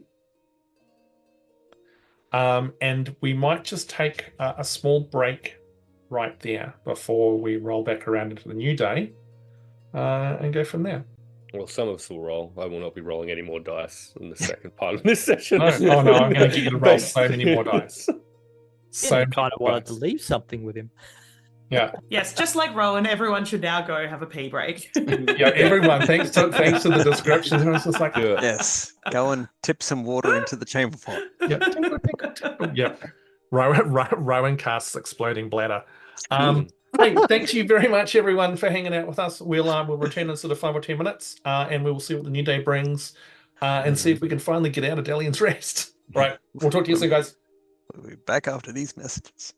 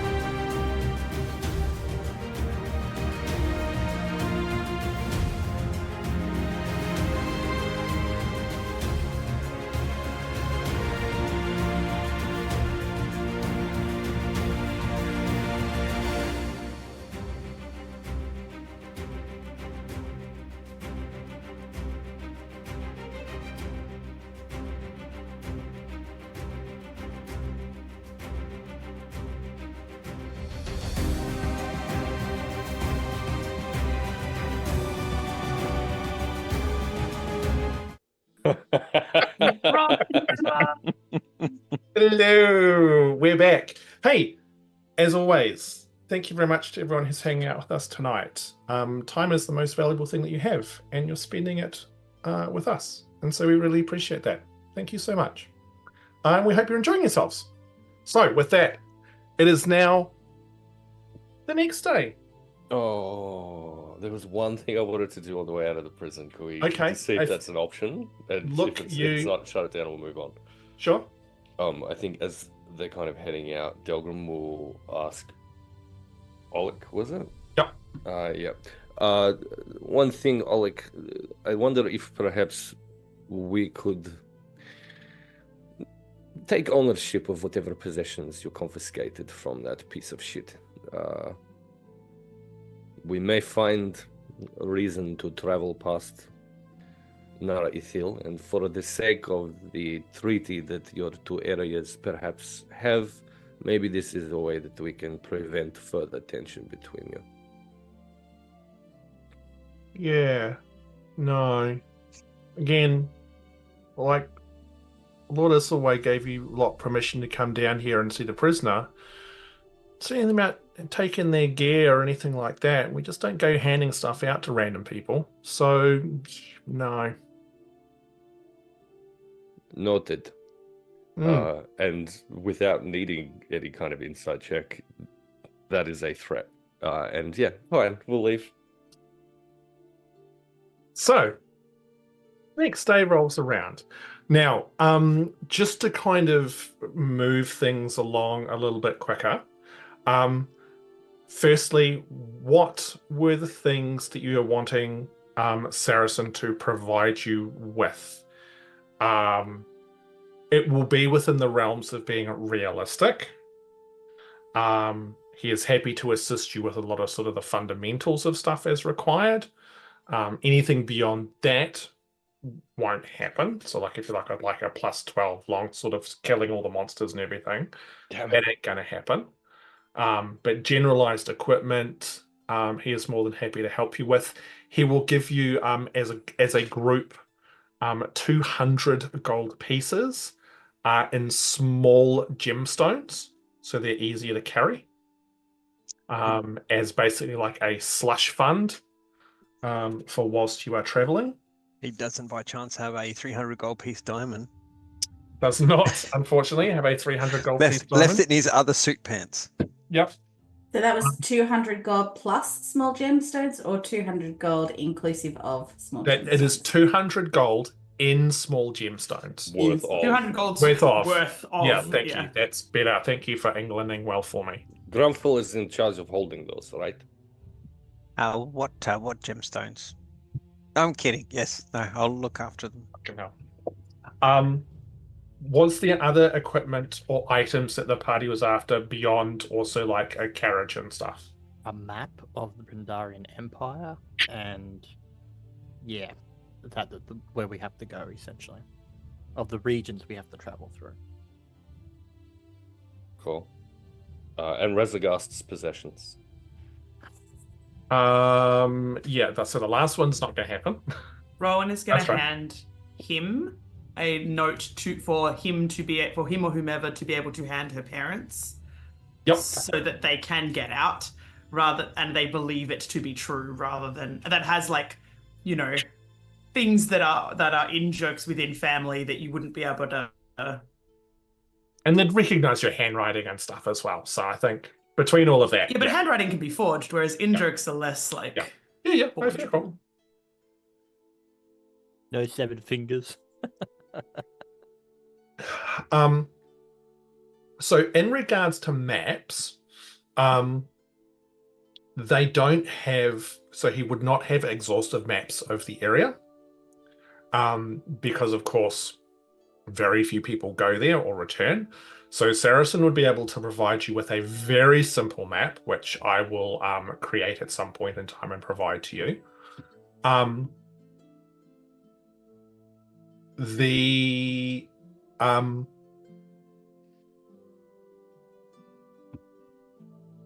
The main places that he would talk about in regards to starting points to for your investigation for trying to find stuff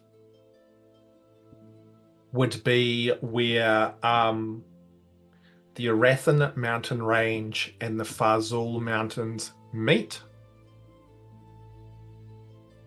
which is not too far from a place called Oldenwood.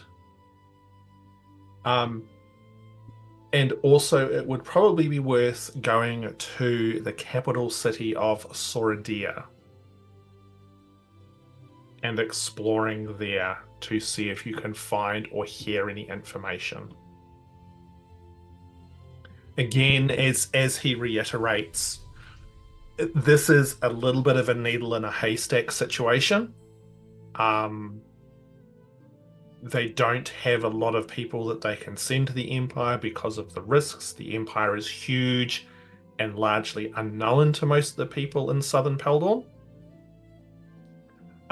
So the biggest challenge is just trying to follow some of these leads. So you've got the information to look for the Australian Circle, potentially somewhere around the Arathan, where the Arathan Mountains and the Fazul Mountains meet, and potentially going to Soradia. And what is it, Lord Ithelway, that you think makes these places more important than others? So the intersection of the mountain ranges, there were rumors that there was once a fortress somewhere in that location, from which the Australian Circle was based. But it's also an enormous piece of land, high up into the mountains, and so just physically searching would be nigh on impossible. Soradia, with it being the capital, is basically the center of the Empire. There would be a great place if there's going to be information. That is one of the best places to look. The only other option when it comes to information in the Empire is the Arcanum Consortium, which of course is a big old bag of nope for you guys. Can't tell me what to do. Just to help with Soradia, he tells you that it is on the edge of the Gulf of Sarin.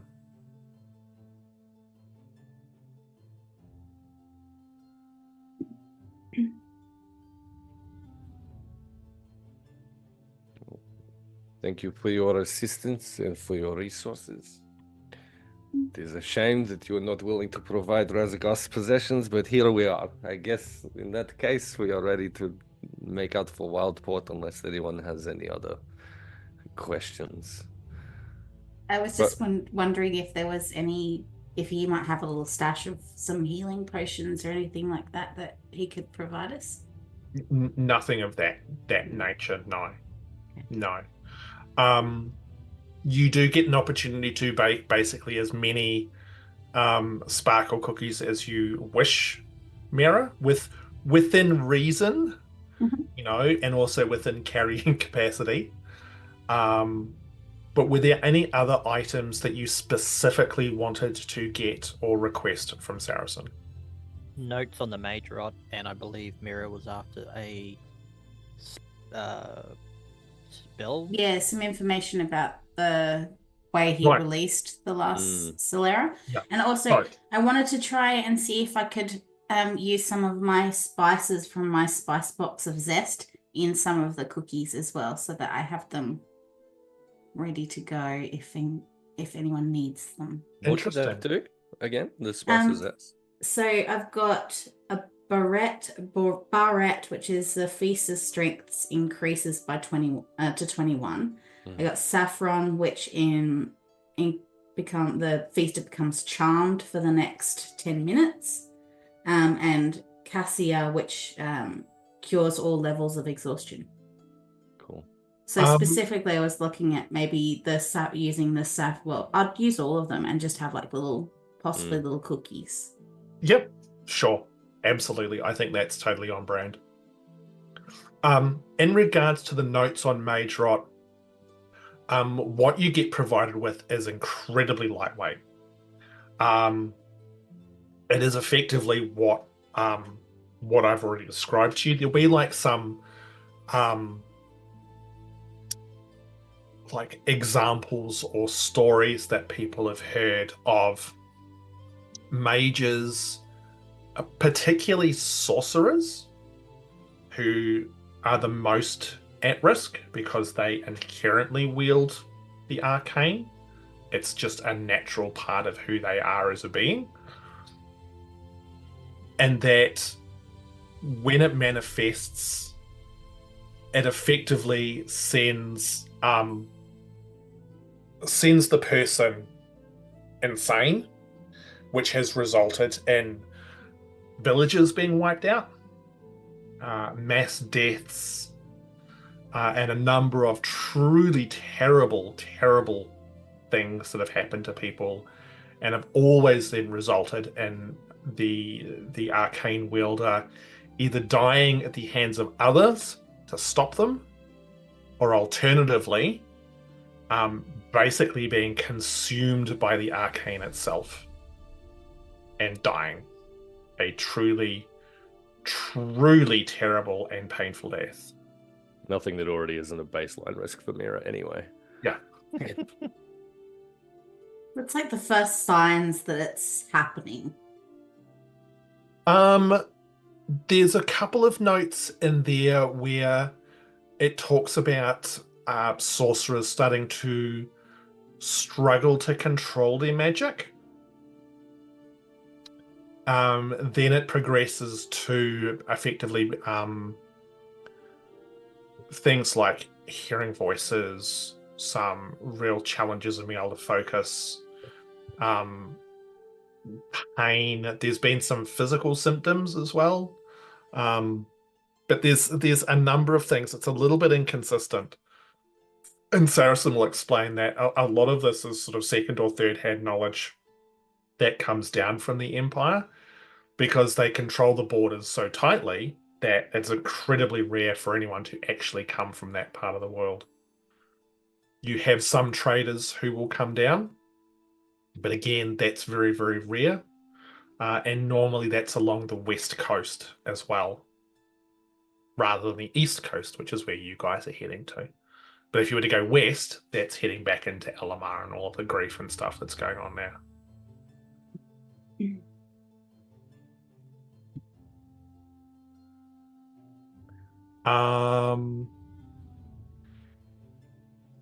Saracen will take you aside for an hour or two, Miera, to talk about the magic that was used to try and free, or that was not tried, but that was used to free Taralisa.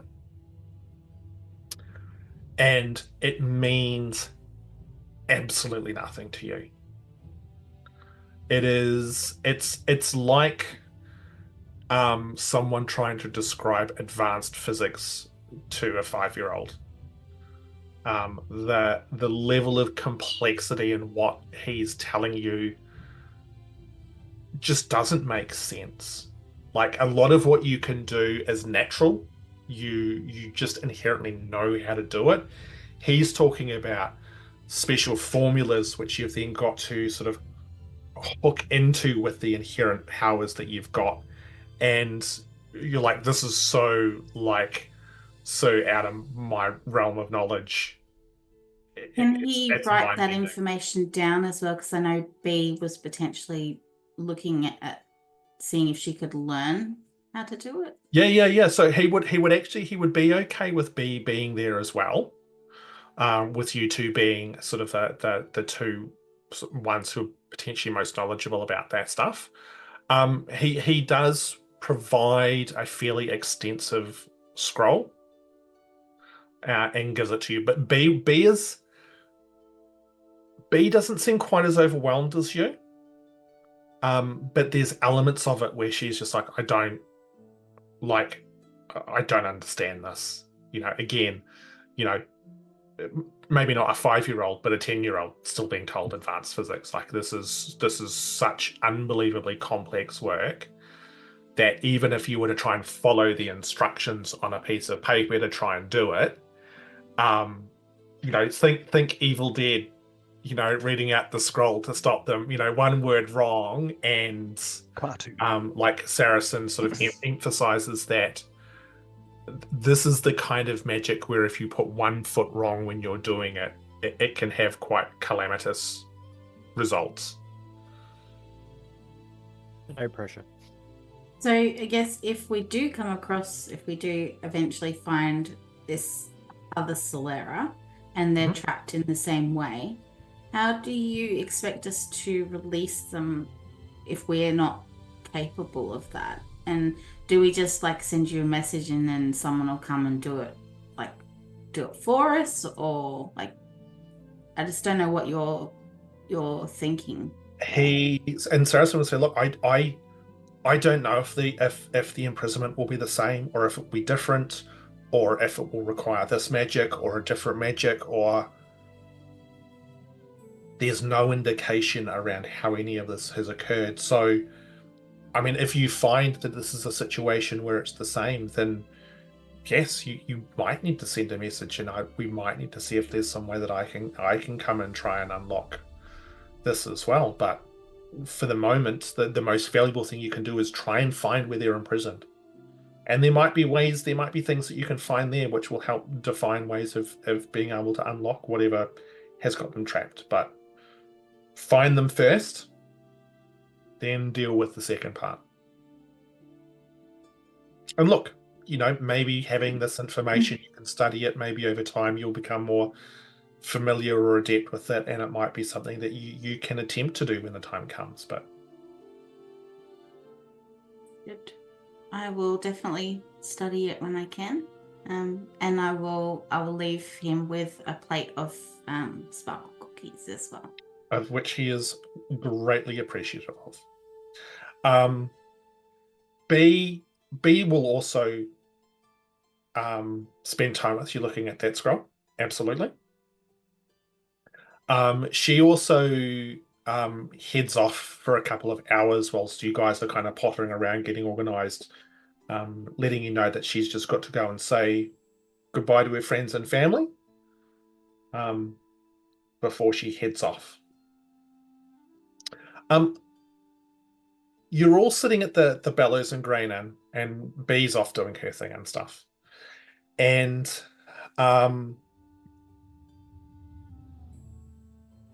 Salis heads over to your table. She seems to have only just sort of got in for the day, and you guys are sort of getting yourselves organized. And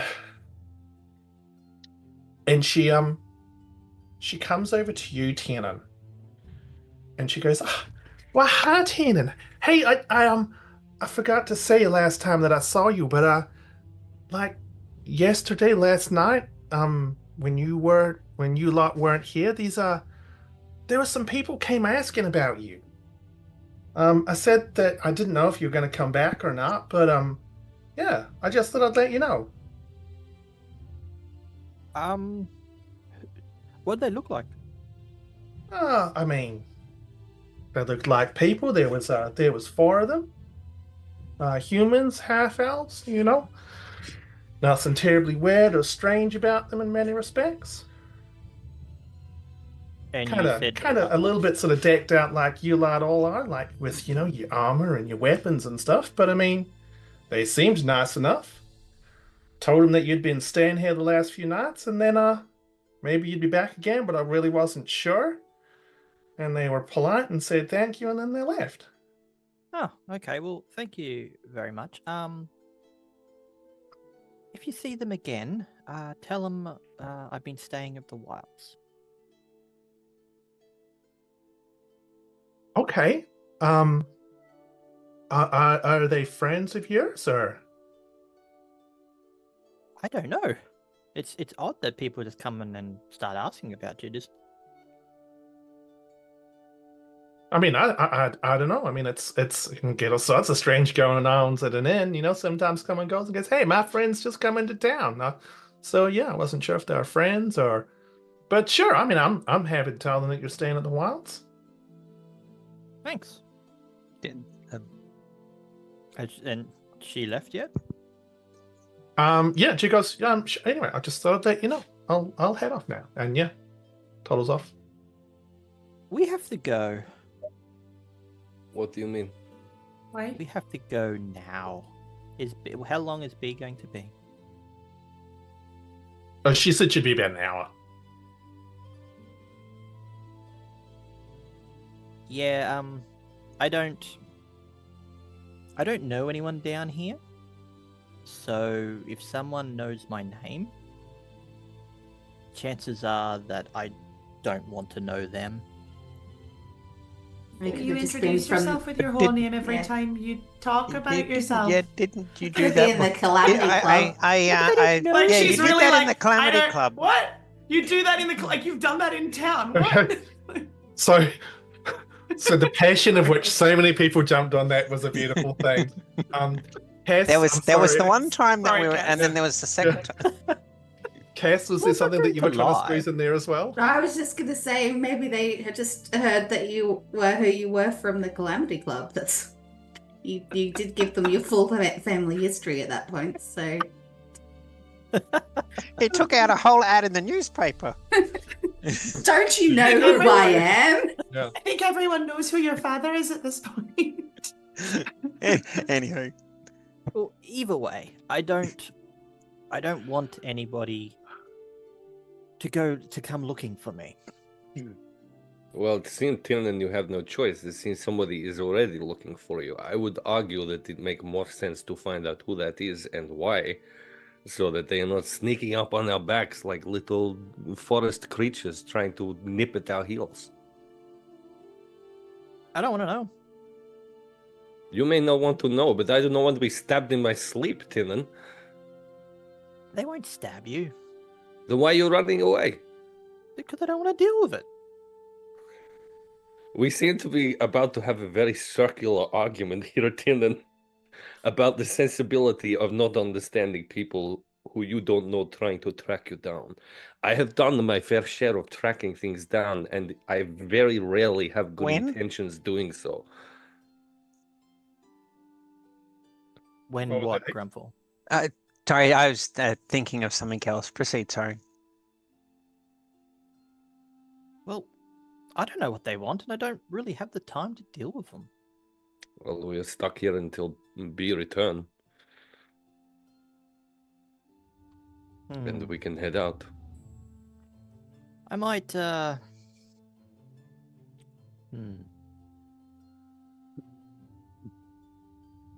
Would I it might be just, someone in your family? Ugh, no, they didn't sound like any shard folk. Should we ask the young lady if they were wearing any particular insignias, or they were just dressed as in plain garb? How about this? How about we go and meet B at her place? Besides, how are we traveling east? Are we joining a caravan or something? No, we've got a carriage. We've got our own carriage. Yeah. Oh, okay. Well, do we just want to meet B at her place?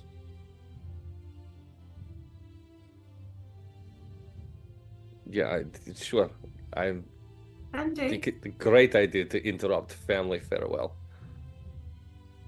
Well, I just don't want to be around here in case they come back. If we more to the point that if B's coming with us, if we leave before she returns, she won't know where to go. I could take her or leave her, it's fine, but she seemed to be pretty excited about the undertaking journey, so it would be nice to wait.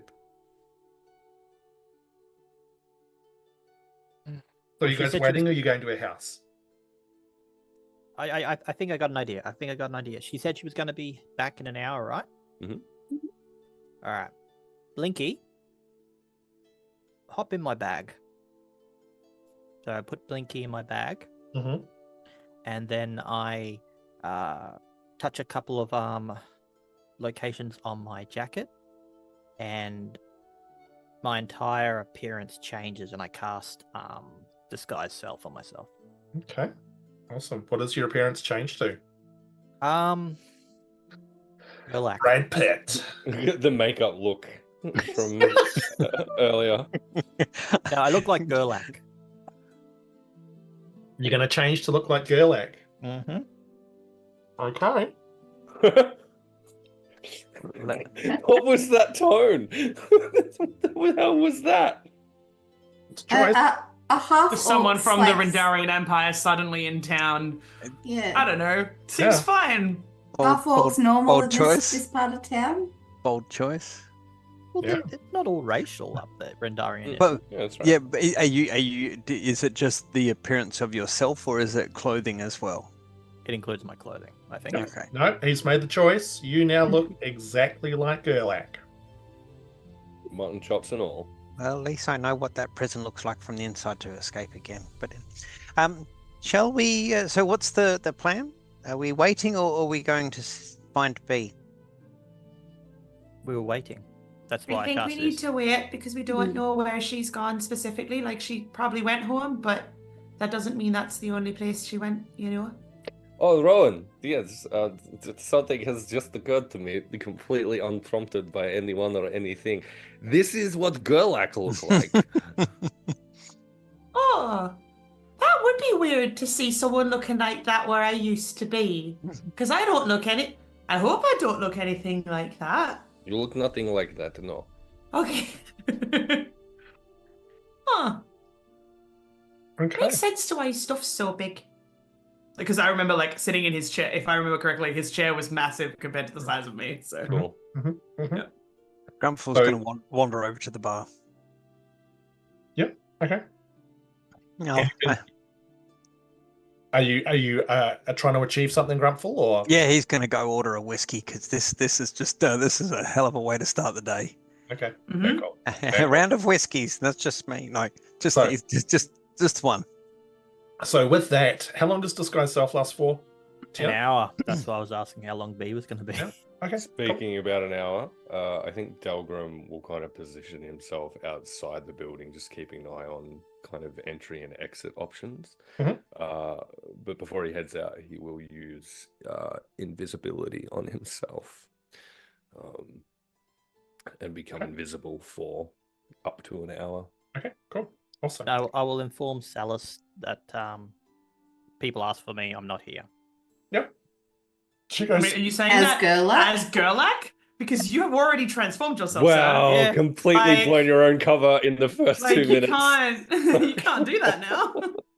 Not at all. No, that's so Tiernan. oh, look, I mean, I know. you can roll up as Gerlach and say that to Salus. I'm not I mean, here. She would probably, she would have been working around and it'd be pretty obvious that it's you based on the fact that you weren't there 1 second and there's this other thing. So Exactly. Yeah. That's what I was. she's not going to be, she's going to be like, okay, well, look, sure. Just tell him I went to the wilds. Okay.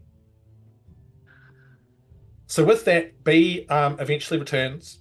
The wagon that you guys have got, it's I not. assume asks where Tiernan is at the same moment. B is a little bit confused, but I'm sure you guys talk her through it. The For wagon the sake itself- of brevity. Yeah, for sake of brevity, yeah. sure. But the wagon itself is very simple. It's big enough to fit all of you, and it's not covered. It is a very simple. I mean, it's well made and stuff like that, but it's not like super flash. It's got 2 horses that are pulling it. Plenty of room to stash all of your gear and stuff like that, and to be able to travel pretty comfortably.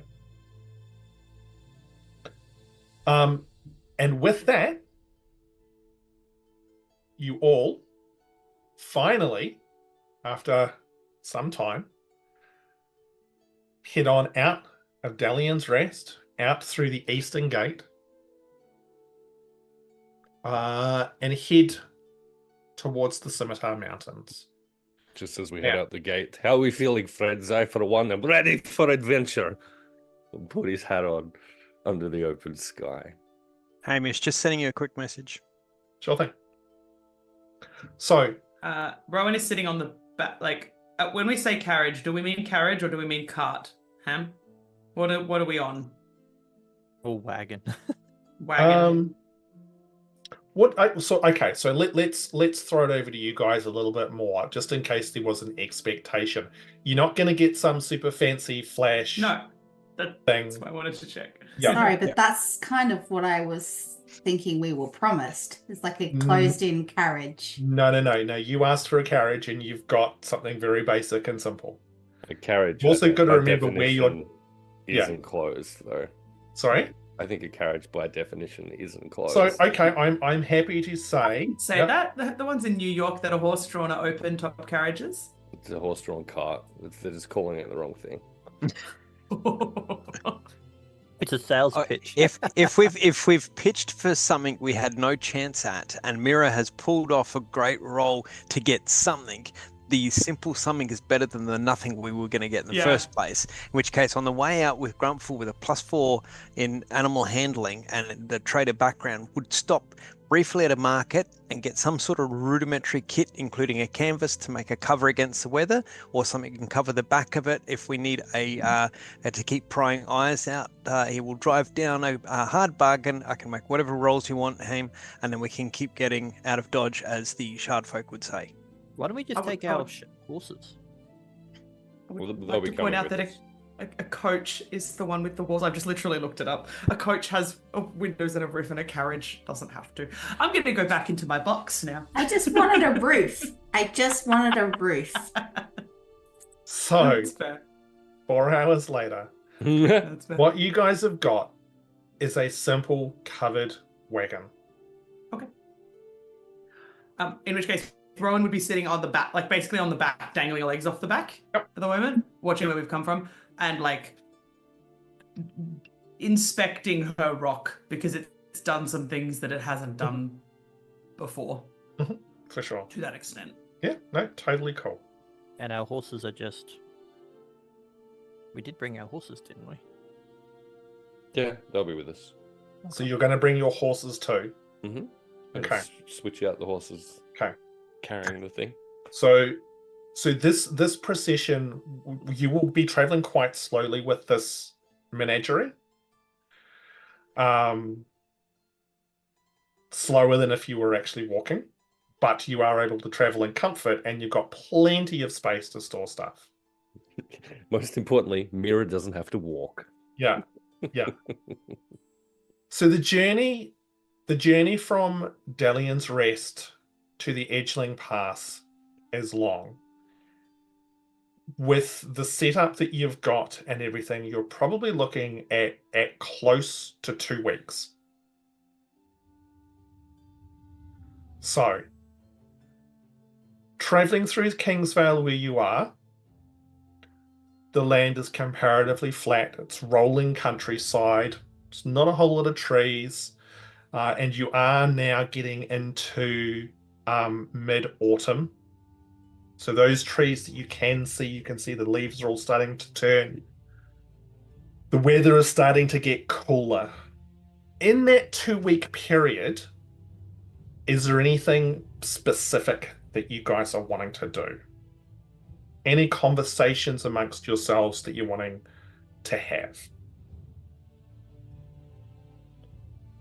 I think Delgrim would probably approach the conversation about this pact that she has that was raised with Isilway. And it wouldn't be super pressing. It'd just be an opportunity for Rowan to share a little bit more about that relationship if she felt comfortable doing so. I mean, I guess it depends on what you'd ask, because she... Yeah. Rowan, this pact that was spoken of that you appear to have found yourself in, is this something that is a danger to you? I don't know.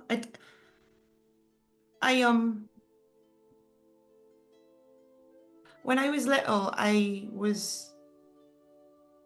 fell, and I thought I was gonna die, and it said it would help me, and so I said yes because I was a kid, and it hasn't been a problem. I mean, my rock got hot and that hurt, but nothing like, I don't know. It's never done anything to harm me, so far as I know. It's like having a, I don't know, guardian celestial or something, but I don't think it's celestial, obviously, because like that's more of a Grumpfel or like religious-y thing than what this is or what this feels like. Or Talera that we just met.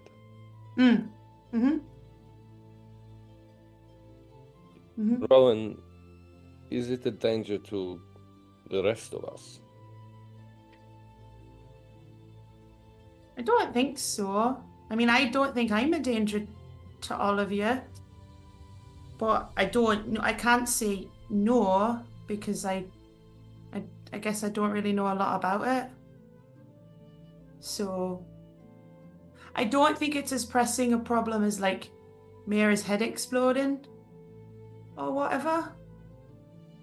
So I'll say no. I don't think it's any more pressing than like Larry, right? Delgrim will sigh, I guess, the mention of Lara's amble and the recollection that he also made a pact with something once upon a time.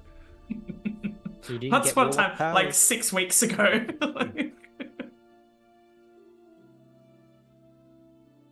Very well. If you feel comfortable in this situation, and it seemed to have given you abilities that very useful, if nothing else, yes? It's part of why I didn't want to stay in Riverview. I kind of want to figure it out.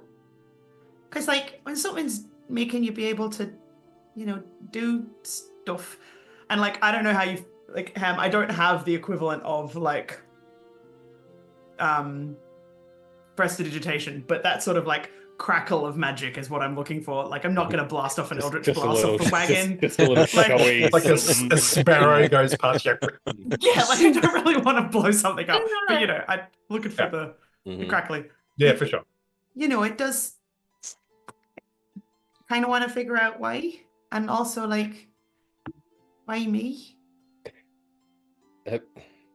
Have you learned anything about the nature of this being that you have found yourself entwined with? So, you might remember me saying that it asked me to save something. I got this, like, I guess, message when it gave me my book that just said save Ord, like O-R-D. Ord. Ord, like, I don't really know, like, what that means. Like, I don't know anything about Ord. And it does not tell you really anything about the nature of the being itself, right? It's not very helpful. It's just a command, a suggestion. What even is that? I mean, I guess it's like something it wants me to do. It's made of it like writes in like this dust stuff. It's like this, and she like holds up the ring that she's got that's got stone in it that's like the rock that's in her pocket. It writes, but it's like that, but like powder. I don't know. If we it likes rocks, I think. If we find a make what, Ham? That was gonna be it. You were gonna ask me for a roll there. What do you want? I was just gonna throw into the mix. If we find ourselves in desert where this stone perhaps may come from, maybe that is opportunity for you to learn more about this being. If that is linked to being itself, it might be coincidental. It might not be closely related in that way. What do you want, Ham? You're pondering and it's terrifying. I see that face, sir. I don't like it. What check do you want, Ham? Make a history roll for me. That's a natural 20. Just Rowan or the both of us? No, just wrong. That's a natural 20, sir. Sorry, history you said? -1. Yeah, no, I'm aware of that part. So, what was your reference to the dust again? So according to my notes, the messages that I get when I'm in my little room are in like a gem-like dust stuff that's like on the walls, which are on the walls of information I haven't given the rest of the party, so I don't want to give that away, but you know where that room is, so... Yeah. Almost like some kind of precious stone, similar to stuff that you may have actually picked up not that long ago. Like the big rock that I picked up in the shop that I'm also aware that I have in my possession? Yeah. No. More of it. Cool. Which also, to be fair, Delgrim would know was purchased. Yeah, 100%. As well, yeah. Okay, that's it. That's the extent of it. Oh, cool. For Good now. chat. Okay. And Delgrim won't talk to anyone else over the course of the entire 2 weeks, especially not that fucking weirdo B. Wow. No, it'll just be incidental conversations, I think, separately to that. It's weird. You keep on waking up in the morning and there's like dead stuff in your pillowcase and you're not sure where it's coming from. That's pretty weird. But I think Rowan and B would probably pass some time talking about like small town life and those kinds of things. Emily and I can work out what we talk about. Not now. But no, 100%. Bonding over small town life and being the oddball. So, as I said, 2 weeks. Are there other inter-party conversations? Oh, Miera. Yes, the young halfling down the front. I wanted to follow up because I know that Rowan at the dinner table had a rather pointed look towards Miera when there was a mention of using someone to send messages to her family. So Miera wanted to speak to Rowan about potentially sending her father a message so that he's aware of the people coming to remove him. Yeah, that's pretty much what Rowan would want that message to be, is like a "Hi Dad, it's Rowan." Hang on. "Hi Dad, it's Rowan. I'm fine. Have found a way to get you and others out of Riverview. They have a note from me." You can respond, or please respond. Yeah, like I think that's what 25 would be like. Yeah, that's cool. I think without delving too much into it, you can send a message to convey that, and you would get Mary. You would get a very appreciative response. There would be conveyance of starting packing, but also to let Rowan know that they are okay. Not dead family. Yes. So far, so good. Still no tragic backstory. Yeah, hold on. Just yeah. So far, so good. Yeah. So far. Cool. And then other than that, Halfling I will luck. be studying the information that Lord SLA has given us about the unlocking the Solaris with B. The more you study it, the more confusing it gets. Like it is so wildly complicated. It's you spend every hour that you think that your little brain can handle it. And it gives you a deep appreciation for what he must be able to do, but also just like how complex magic can actually get. Mira's gonna fangirl a little bit over SLA. Oh my god, he's like He's so cool! Wow. Man, Aloysius was so last week, man. It's all about Yeah, Saracen like- now. Alla who? Yeah. Exactly. Alejandro. And before that was Larry. Yeah, before that's wow. I thought Larry was like have you cast Larry aside? He never responds to my But, letters. like, it's wild. Mira's like, nah, I'm moving on. I've got a new person I a care Lulu about. now. I love that. Larry doesn't respond. The cat with no hands doesn't respond to my letters. Plus, I'm constantly moving and there's nowhere to actually send them to. But oh my god, it's so rude. Anyway, I digress. Hey, he'd be fine. Somewhere Larry just knocks over a glass of water. Yeah. Right now near Greenfield, sitting on top of a lonesome hill with grey skies and clouds slowly rolling over, a light drizzle falls, and Larry's just sitting there on top of the hill, silhouetted against the clouds. Single tear. Hair rolls down his face. Pensive music plays in the background. Yeah. Wait, hang on, hold. He's got a pact going with Delgrim. He knows exactly where we goddamn are. That ain't Maybe. Jack. Oh. Okay. So, any other conversations that you want to have on this leg of the journey? Not a specific conversation, but Tina will be working on one, trying to get Blinky up to back to normal, or Mhm. back to the regular self, as well as attempting to finish his other device. Okay. So for Blinky first, make a tinkering roll for me. 13. 14. 13. 13.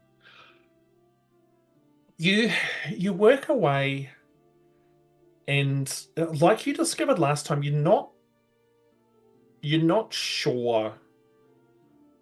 Like everything inside kind of looks like it's where it's meant to be.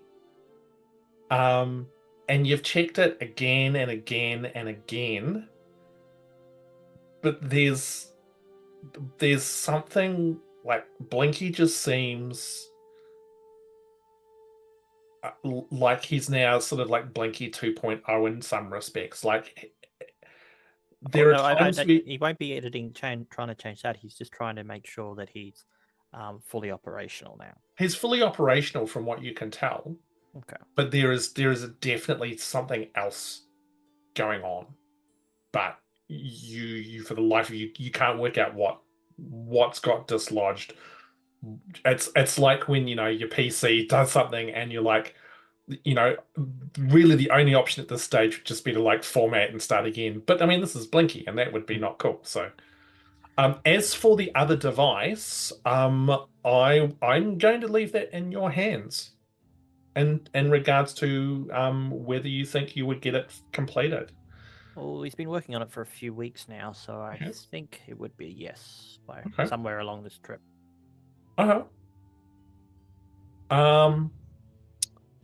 Let's say that you're probably, let's say you're about 2 or 3 days away from the Edling Pass. You can see the mountains rising up in the distance. What is this device that you've built? It's built around his ring that he's wearing around his neck. He's incorporated into it. It looks like, if anyone's seen Dragon Ball Z, it looks like literally a Dragon Ball compass with the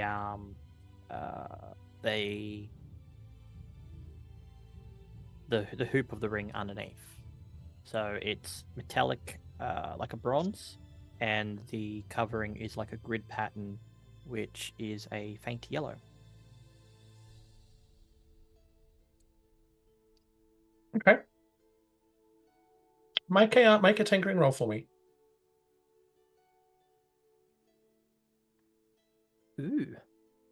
23. 23. 22, sorry, 22. 22. What's this device designed to do? It's designed to show my location in relationship with the device the ring is connected to.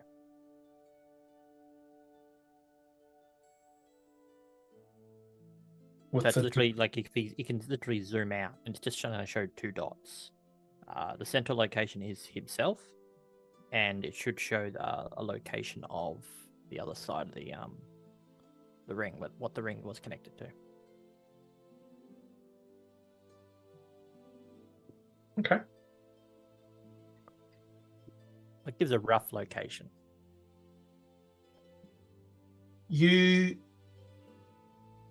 It's dusk, and you know that the party will be setting up camp soon. When you finally flick the switch on this thing, and there is a slight sort of airy green glow from it, and the center marker flares into life very quickly, which you know absolutely indicates your own location, your own presence. You are the center for this device.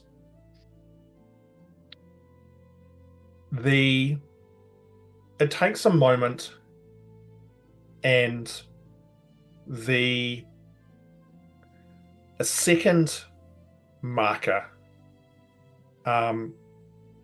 flares,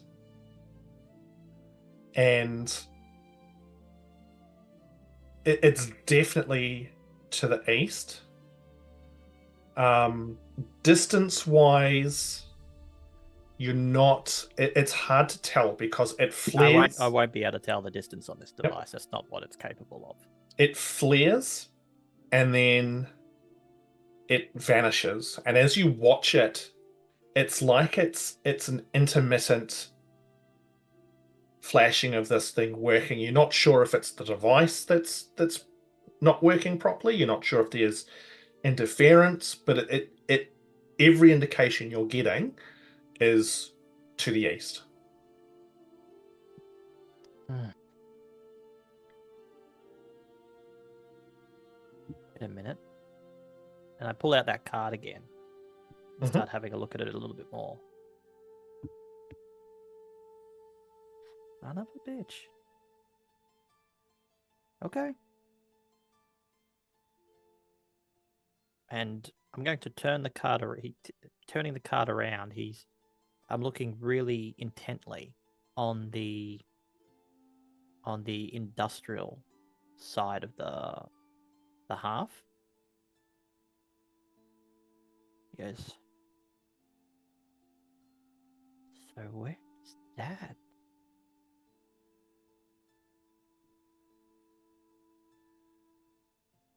And I'll leave it at that.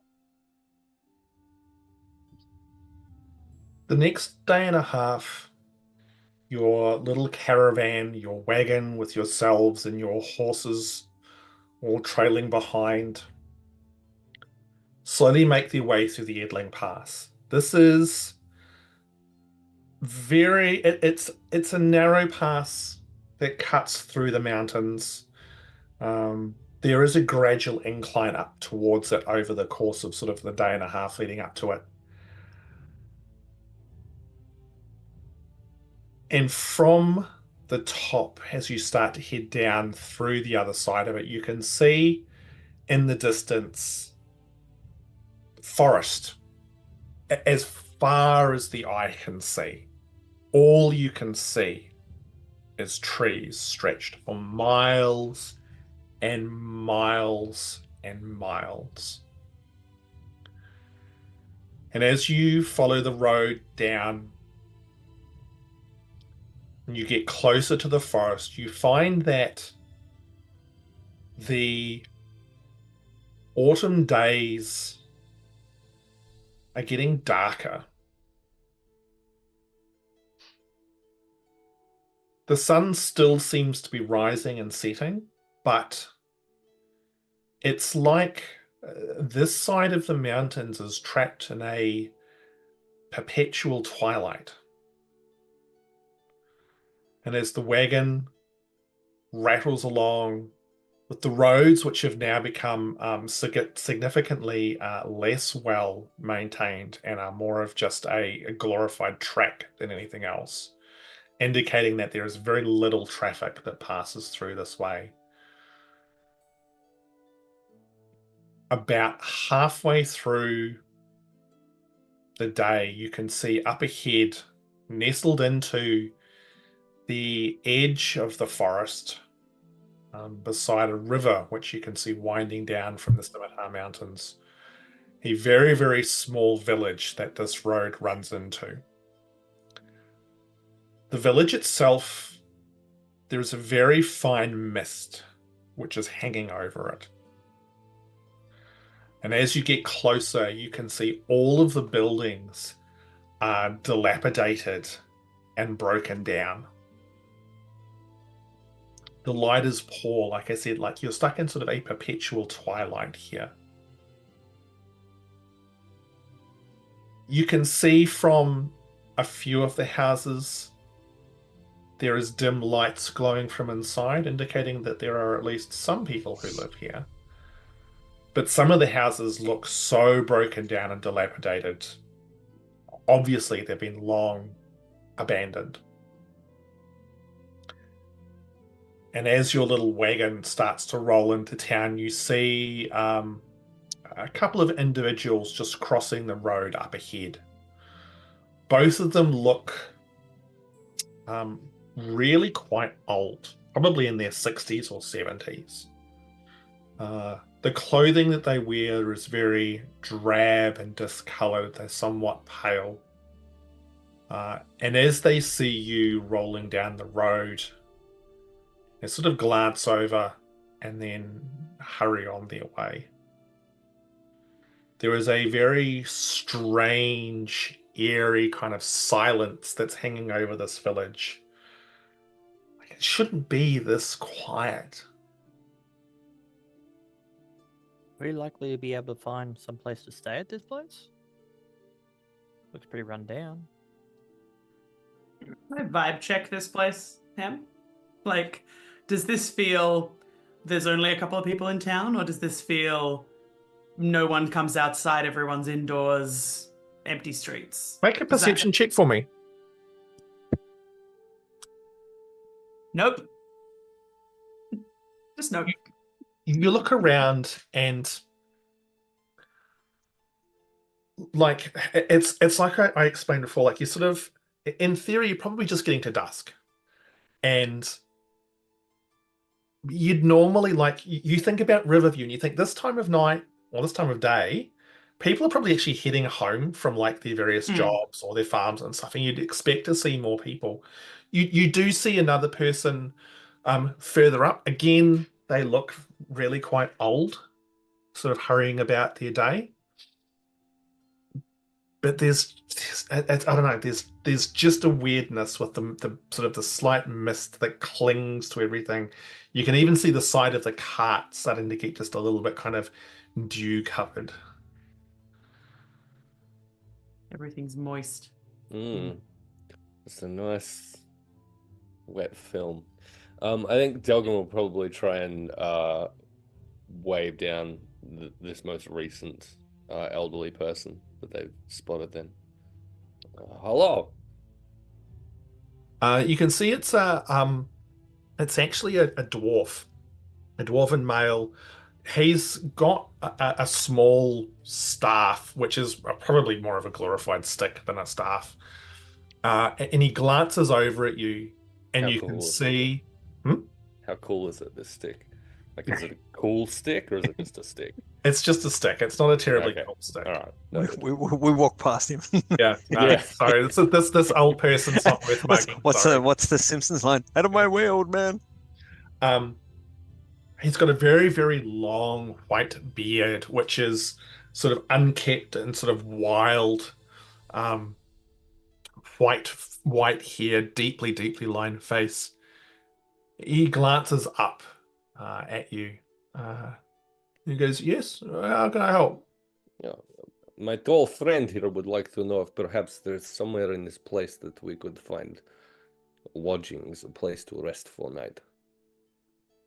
Yeah, if you just keep going down this main road, you'll see on the left-hand side, the swinging sign. That's the name of the place, the swinging sign?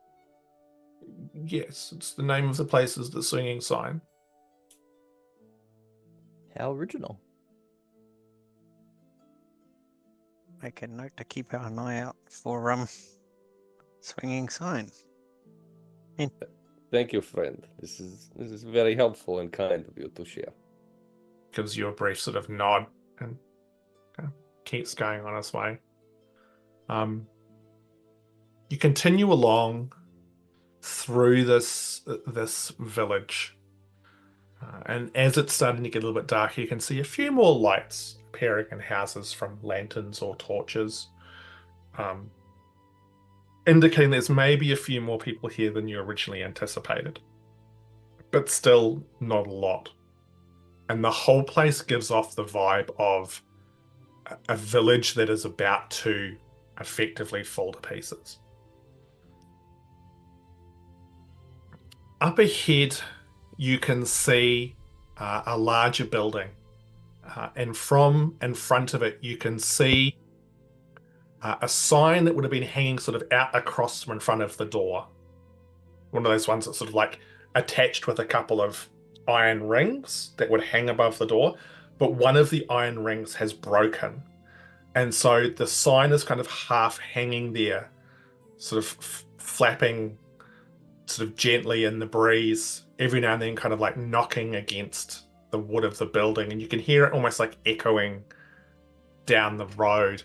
There, once upon a time, there might have been an image painted on it, but now you can't. There's like a faded. You can see some signs of paint, but nothing else. Are the ring? Is the old ring still there, or? Yeah, it's like one of them snapped off though, and someone's never repaired it, and it's just hanging from the one awkwardly. Perfect. Tiernan, give me boost up real quick. So the other thing that you see is as you get closer, across the road, you can see 4 individuals.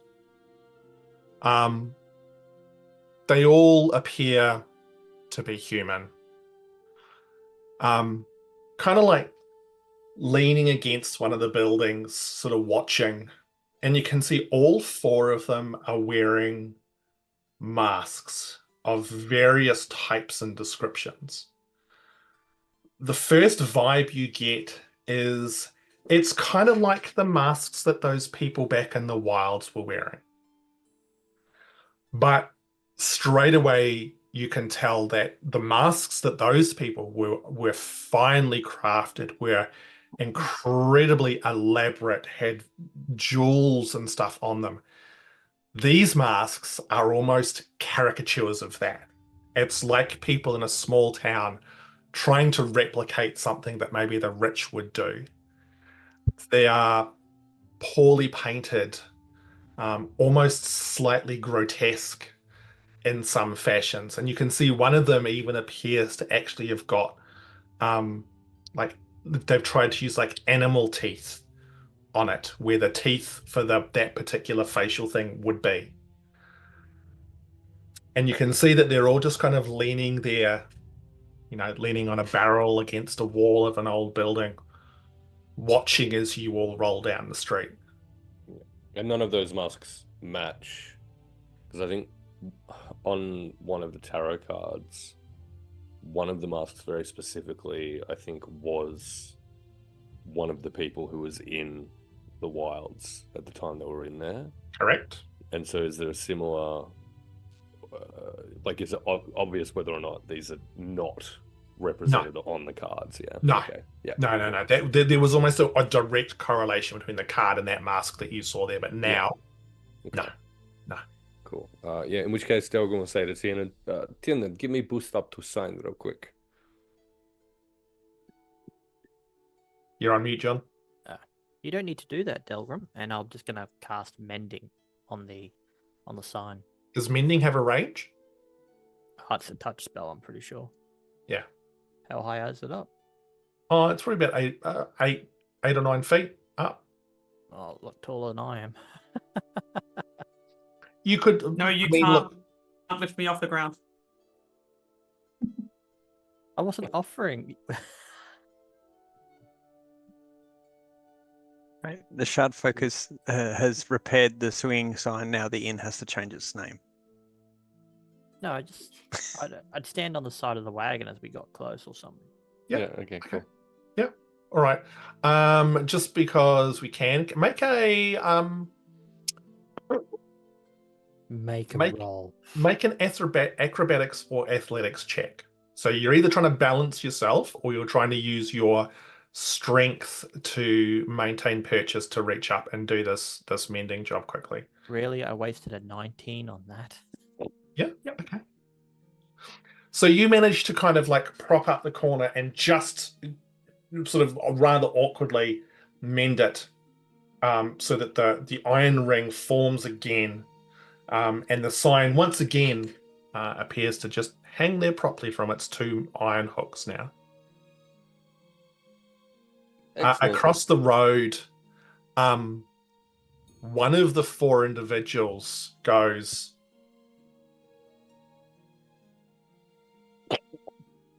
and all four of them all start to very, very slowly clap. Can we hear a clapping noise or no? Yeah. Like you Yeah. can, Yeah, okay. you could. Because your clapping wasn't audible you- then. you- I'm you- like, you- like, was we're deliberately cutting out your miming. clap. Yeah, and that's why I seem like It looked like no. No, Still. yours Yeah. is getting gated out, but that's It's fine. like, how do they do that? Yeah. yeah. I think Delgrim will kind Um, of give a little wave. Excellent. We're going to make many friends in this town. Let us see what this place has to offer then, yes? I only fixed it because that'd be like so much noise it'd keep me awake. Plus, it was broken. Which is very annoying. I was just going to stick a piton in the roof and just kind of hold it there and bang into it with my hammer. Oh, this way it won't come undone by anyone else unless they break it. It's very effective. Can you fix anything with that? Oh, depends on scale. Smaller things, yes. Larger things take longer, a lot longer. Okay. How far away were those people clapping? They'd probably be up 30, 35 feet away. They're like sort of across the road down a little bit. If they're in 30 feet, could I just kind of use my detect thoughts just to get surface braining from them? Sure. Which one are you picking? So there's The one with the ominous teeth. okay. One with the ominous teeth. Yeah. So they are wearing a mask that covers the right-hand side of their face. And the mask has got like a long hooked nose and sharp teeth, which are actually animal teeth. The person wearing it is quite skinny, 5'8" with dirty blonde hair. And he's wearing a blue shirt, which is sort of unbuttoned partway down, and the collar is like up as if he's trying to be stylish, but the shirt's kind of worn and faded. But what you do know, out of all four of them, he is the only one that appears to have any kind of weapon on him, and he's got a short sword at his hip. So you're going to cast Detect Thoughts? Mhm. Okay. You cast Detect Thoughts, and the first thing that you would pick up is... I wonder who these people are. I wonder what they've got. Keep an eye on this lot.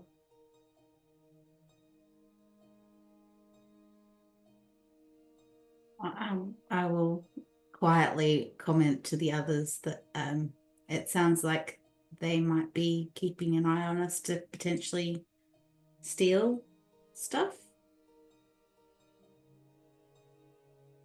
So I don't know about stopping here for the night. Well, way to keep entertained is to wait for them to try, right? I don't have a very good track record with people stealing from me. Yeah, but Tiernan, they are not children, so you'll be fine. Yeah, they're a bit older than the usual. So I can shoot these ones? If they try to Mm. steal from me. Maybe hold off on shooting until we know there is chance of violence rather than going off half-cocked. Oh no, I'm not gonna hurt an innocent. What make you think this, Miera? Right, just had a kind of listened into just the surface level, I guess, thoughts that they had, and they're interested in who we are and what we had, and that they would keep an eye on us. Well, we are a very interesting bunch, I guess. Got to give them that, right? True, we do stick out. Miera, do you wear gloves? No.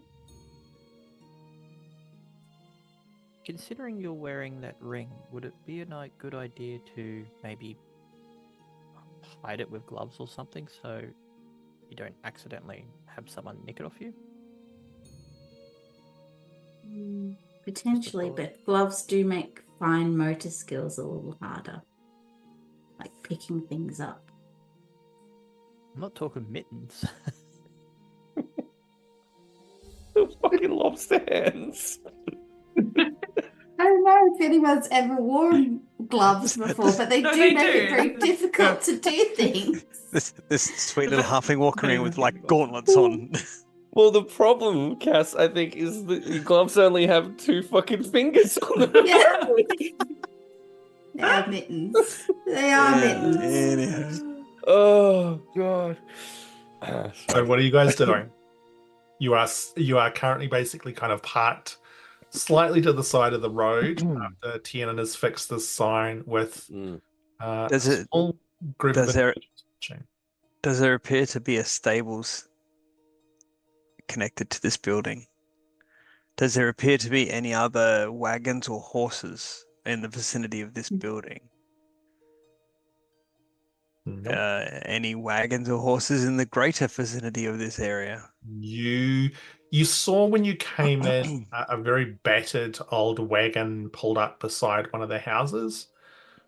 Beyond that, no. And the road through here it's dirt, and very, very, very rudimentary. Does it look like it should be the main like the main road between Dalliance and Wildport, or are we going It's the only road that you've been following, from what you can tell. And it's a place that people who aren't from here tend to avoid, I think, was the vibe we got from this away as well. So it's not unexpected, necessarily. Well, do we keep going or do we stay? Yeah, let's stay in this shithole little place, and if people want to come in and try to steal our things, I suggest that they try, he will say loudly enough for the people staring at them over the road to hear. Miera will remain staring at them, but will put her hand with the ring in a pocket or in in her coat so that they can't see it. What's the duration on detect thoughts? Up to 1 minute. Okay, so it would have worn off. Okay, cool. Okay. So you're going to pile into the inn? Yeah. Okay. Anyone going to stay and watch the horses and the wagons? Rowan is going to stay out the front until such a time as it is determined to be a good Oh, idea yes. to go outside. I will stay in the wagon as well. Little Until- halfling party in the wagon. Yeah. Excellent. Okay, so the two of you stay in the wagon while the rest of you, and B will go with the rest of you, head inside the inn. The inside of this inn is about as terrible as the rest of this village. There are a collection of small, round tables sort of haphazardly scattered around this main room, with not enough chairs at each one. Some of them have got 1 chair, other one's got like 2 chairs. None have got more than like about 2 chairs. There is a small hearth, and you can see currently At that hearth, an older woman currently going about starting to start a fire. She is rail thin, with wispy grey hair. And she's wearing a very plain dress, which is grey and worn.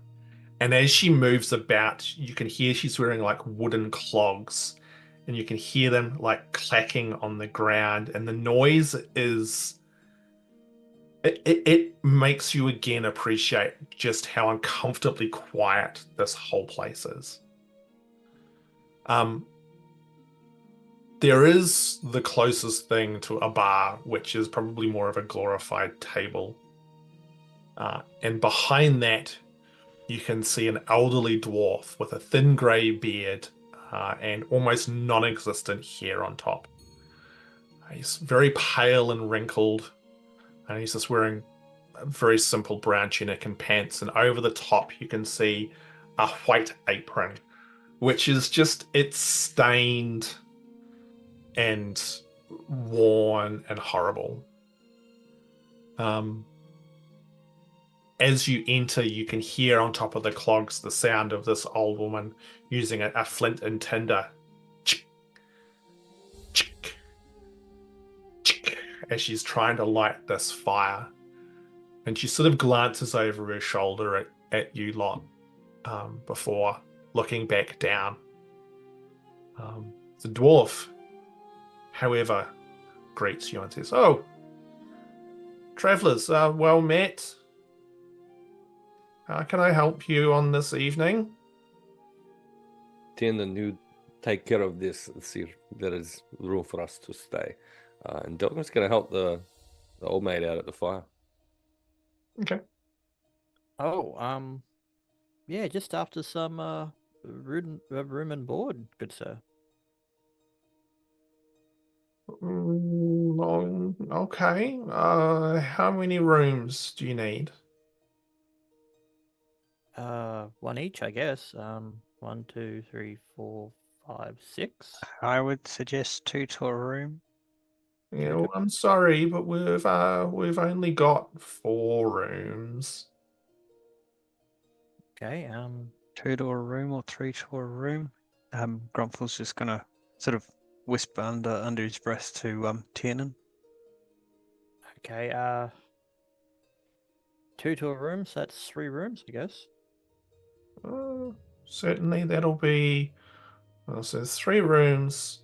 That'll be 6 silver pieces for the night, please, sir. That's more like it. Yeah. I do need to just let you know, though, that each room only has 1 bed. So any additional occupants, you'll have to sort yourselves out. Sorry. 100% the only bed has bed bugs. Don't give the GM ideas. Are you after Have you not learned? You after any food or drinks this night? Yeah, if you got any food, would be appreciated. How much did you say the 6 silver? Do you have anywhere, good sir, that we can attend to our wagon and horses? You could probably just put the wagon, park it beside the inn.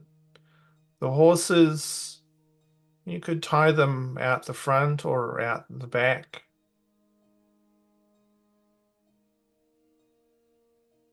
Probably out the back would be better, Grumpfel? I don't know. Food, I can offer you stew, and we've got some bread, but it is a little stale at this point. A bowl of stew for each of us would be fine. How many of you are there again? 6. 6? That'll be 6 copper pieces.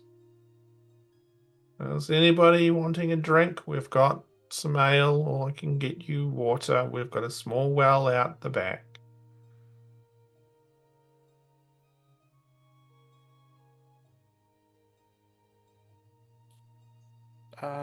Water's probably fine. Grumpfel, would you like an ale? Delgrim, you want a ale? Ale for everyone, obviously. Yes, thank you. I guess it's 6 ales. There's another 6 copper pieces. I'll get your food organized. And whilst he potters off, Delgrim, you head over to the fireplace, and again, there's the old woman's there. Yeah. And it's like the spark like lands on the small collection of like straw and kindling, and just sort of like almost dies straight away. Yeah, and I think Delgrim will just kind of help out with his own gear as well. And just let me help you with that very quickly. She sort of seems somewhat surprised and glances at you. She goes,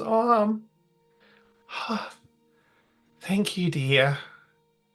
And she kind of rests back and almost sort of plops down on the floor as you start to, and very quickly, get the fire going.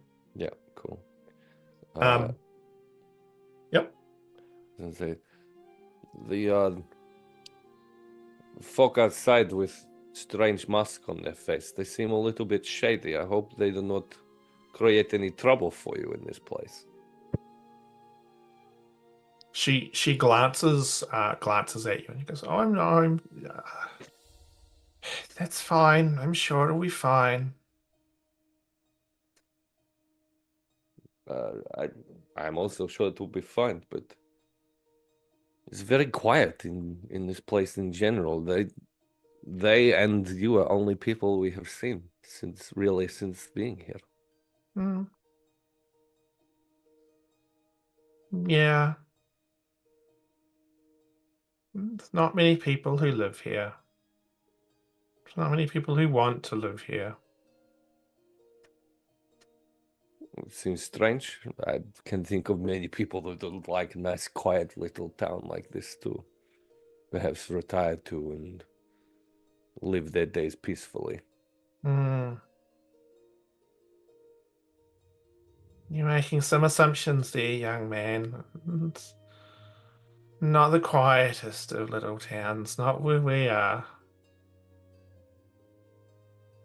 But anyway, and she's like groans as she pulls herself up from the floor. I'm sure Odrin's getting your friends organized with some food and drink. I should probably go and give him a hand.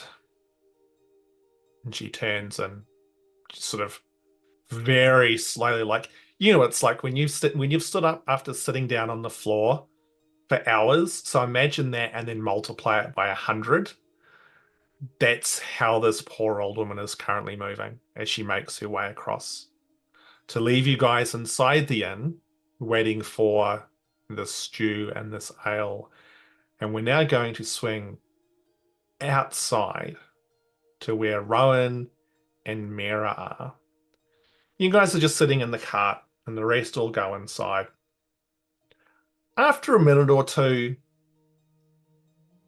you see the individual with the mask, which was not terribly appealing, turn to the other 3. And you can kind of all see them, obviously, probably having some kind of conversation, but it's very low. Can't hear what they're saying. And they all start to walk over towards you guys. And you can see there's... Sorry? Before they make it to us, can I reach out and cast protection from evil and good on Miera, please? You certainly can. Absolutely. With a slightly closer look now, you can see that all 4 of them appear to be human. There are two men, 2 women. But I'd like both of you to make a perception check for me, please. 17. 17, Miera? 16. 16. As they get closer, you realize that all four of them, they're probably their late teens. They're not actually that old.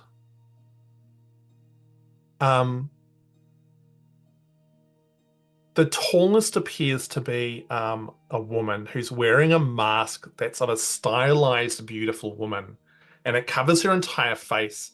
It's overly painted, and the makeup on it looks strange. And there's been an attempt at sort of sticking a few pieces of quartz to make it look fancy, but it just looks garish and wrong. There's large feathers on the top, which again are meant to make it look elegant, but the feathers are like they look oily and tattered and as if they've been taken from like a dead bird or something. Pigeon, not ostrich. Got it. Yeah.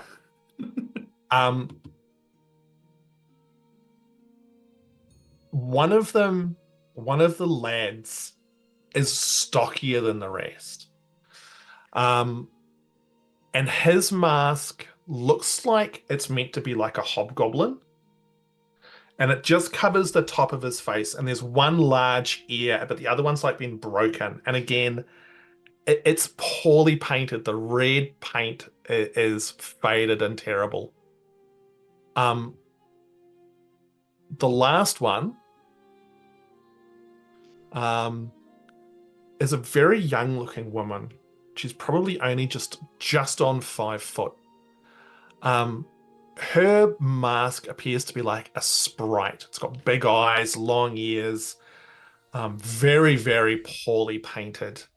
And you can see it exposes her mouth. And she's kind of got like a half smile as they approach you. And you can see she's missing a couple of teeth. And as they get close, the one in the front looks at these two little innocent looking halflings and goes, "You lot have got some nice stuff. I reckon we might take a bunch of that from you." The DNA. And Why is that? is where we're actually going to stick a pin in it for tonight. At the imminent death of these absolute wretches, they're gonna get fucking disintegrated where they stand. The sorcerer and the warlock are standing there like, really? Uh-huh. You can try. How many beams do I have of Eldritch Blast at the moment?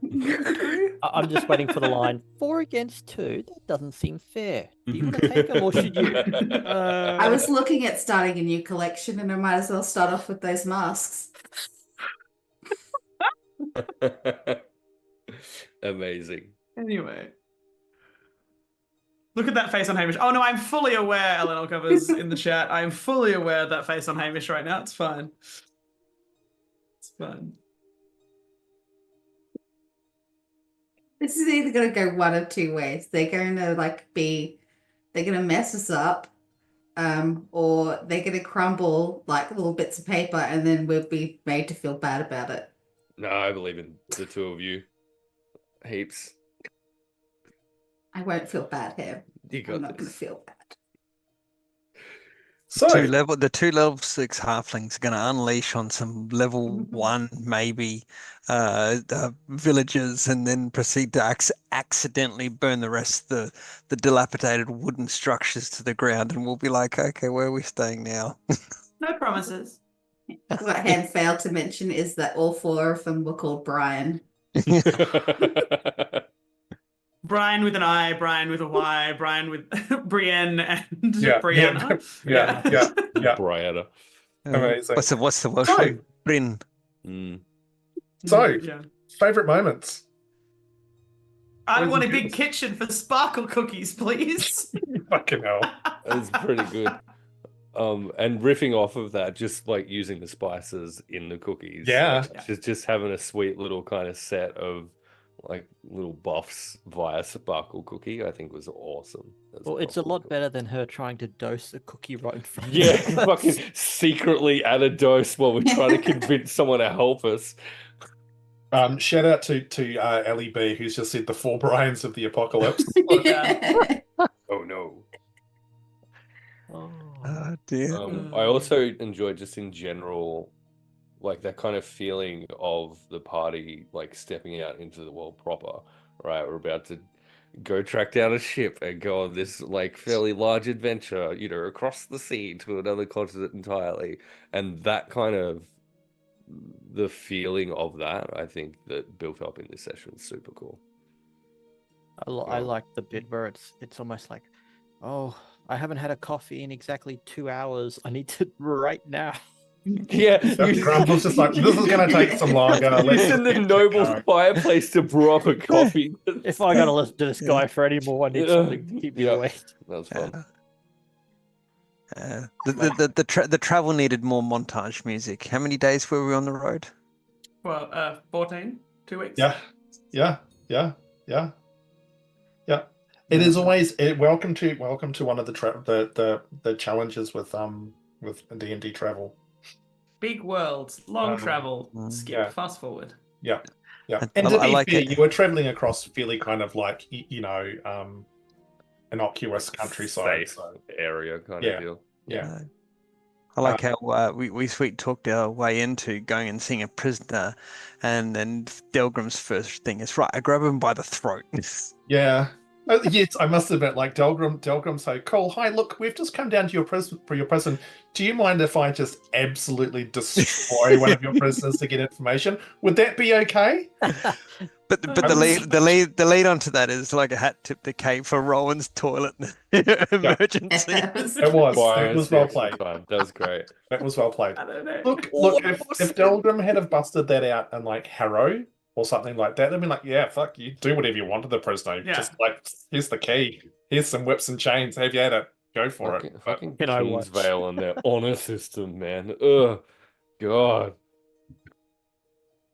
Should have broken that spotlight. Let the ghouls come. Wow. What? Wow. Well, was that like if there was a reason to bust them out, that was going to be the distraction. I attempted to do it. Was like, okay, let's try and find a way to turn this thing off then. Yeah. I'm glad you didn't do that because I would have been so wildly unprepared for it. Good. Yeah. Might have had a chance at working then. That would have been some serious seat of the pants DMing right there. If I was, I liked. I was really glad Miera and her fucking detect thoughts. I'm going to detect everybody's thoughts all the time, everywhere. Cool, awesome, excellent. Why not? Wait until she does that, and one of the MPs is like, "Oh, that halfling's pretty cute." Immediate blushes. Yeah. And knowing Miera's luck, that it'll be the one with the fucked up mask. Well, you know. Are there anything from those of you playing at home? Any thoughts from the studio audience, or any other thoughts from those of us who are sitting in the chat right now? I enjoyed Tiernan's immediate. Someone's looking for me. Let's go now. Yeah. Oh well. No one knows I'm here. You've been name dropping the last 17 sessions. That's who I am. He's literally wearing a name badge. It's a name badge that folds out to show the lineage. To be fair, it's like Salus would have known if they were from the Calamity Club. So There's a lot of it's people like in that club though. I feel like if you found Tiernan's clothes lying around, it would have property of Tiernan de Palin, son of, from, here's my address, here's every single piece of information about me.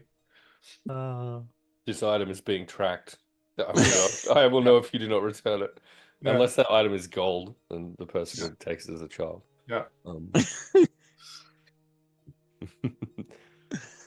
I also liked Rowan's lore dropping, which we haven't really got a bunch of up until that point. So that was super cool. Yeah. Dug that a lot. I have a stash. I have notes. There's a whole lot there. We've been busy. We've been doing other things. We've got a bunch of little moving parts going on at the moment. But hey, also guys, like Miera's head's not going to explode. How amazing is that? Like, you know? Oh yeah, Well, but we're not going because of that. But we're going now somewhere immediately after dealing with that problem. We're going somewhere where she may face an instant and immediate death. I feel like Ham just has it out for Cass at this Agreed, point. yeah. I feel like this entire campaign is designed around killing Cass's character, regardless of what it was. It's because she Okay, keeps so- saying she's invincible. Yeah. So that didn't make Cass cry. What can I do next? Yes. I think Ellie B in chat's got a great one of Tiernan standing on a moving cart to fix a sign because it would be too loud and keep him up at night. Nat 19. Not wrong. It's the ultimate dimensions realities discussion. That was interesting. Again, part of that's the Rowan law stuff. There was certainly some interesting bits and pieces. Yeah, I'm still not convinced that what's his face is the right person to be just casually talking about that with, though. Like, I know Kingsvale is all like truth and honor and blah blah blah, but I know something about this way just shits me. Because the he's not a company who terrible human keeps- being, or Yeah, What's that, John? probably. Yeah, there's nothing there to exploit. I don't trust it. That's why Miera really likes him. I find it interesting though that, like, I started to feel sorry for Radagast. Is that his name? Radagast? Rezagast. Resigast. Rezagast. It's basically Radagast, but Yeah. it's not what his name is. Simply because I don't know what the big story bit is, but from Tiernan's perspective, it's like they're a bunch of psionic beings and they've detected another psionic being and they come in spying, and I'm like, sucks to be you, but oh well, you tried to break into the place. That wasn't exactly the smartest move, but it's the Solara that they were detecting. Yeah. Hanging out with the Duchess in this way, which makes sense. And it would have been interesting what would have happened if we had pursued that separately and instead of meeting up with this away and kind of gotten their version of events rather couldn't than find them. the way that we got it. Yeah. Hard to do that when they're mad at us, though. Well, they're not mad at us. The one that might be mad at us is stuck in prison, presumably for the rest of their life for treason. So, you know. I still reckon I should have done that with the lock, but oh well. No, because then they can get out and be mad at us. Exactly. So it doesn't work in our favor if But they're then out. they would owe us. Well, he still has to get out of the prison. Didn't know if he would. But if you had have set it for 4 days, like or again, something really long, it's not time based. I can turn it off whenever I want. but then the door has to be unlocked, and like there are going to be potentially people locking and unlocking that door at some point. That's what I said. Yeah, They're also still in a prison, which is Yeah. underneath the garrison that holds Yeah. the entire army of that city. yeah. Yeah. No, it would actually lock it. It's a magic locked. Mhm. So in all intents, it's locked. No one would be letting them go to the toilet. So, hey, let's do this again in 2 weeks. Yeah, sure, sounds good. If Same you time, same insist. place? Same time, same place. We should have an Emily back. I know. I hope she's having an awesome time. But yeah, same bat time, same bat channel, and we'll see what's going to happen here in Elderwin, the small village, and then yeah, the groups travel down the Twilight Road to Wildport, and what waits for them there.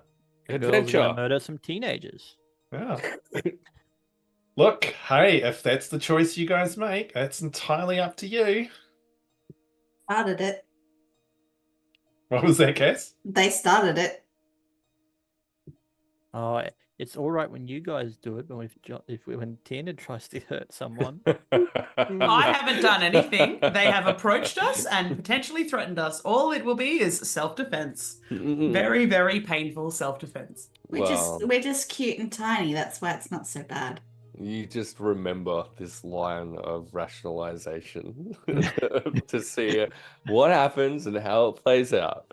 Given my history of rolling very low initiative, they will hit first, and then I will hit back, and that will be fine. If they survive Miera's existence. Yes. Oh.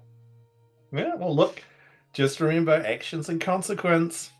All of a sudden, the music from The Omen starts playing. Yeah. All right. Hey, Just suggest that they fight each other, Miera. It's all good. so those of you who have hung out with us tonight, thank you so much for choosing to spend your time with us. We really do appreciate it. I hope that you have enjoyed our little session tonight. I hope we see you again in another 2 weeks' time. I believe we've got a raid target sorted out. I believe we do. I think I we're think so. going GM workshop, I believe we'll be raiding into this evening. Outstanding. All right. We'll go there. We'll say hi. We'll throw some positive vibes there. But otherwise, everyone else, we'll see you in 2 weeks' time. Thank you very much.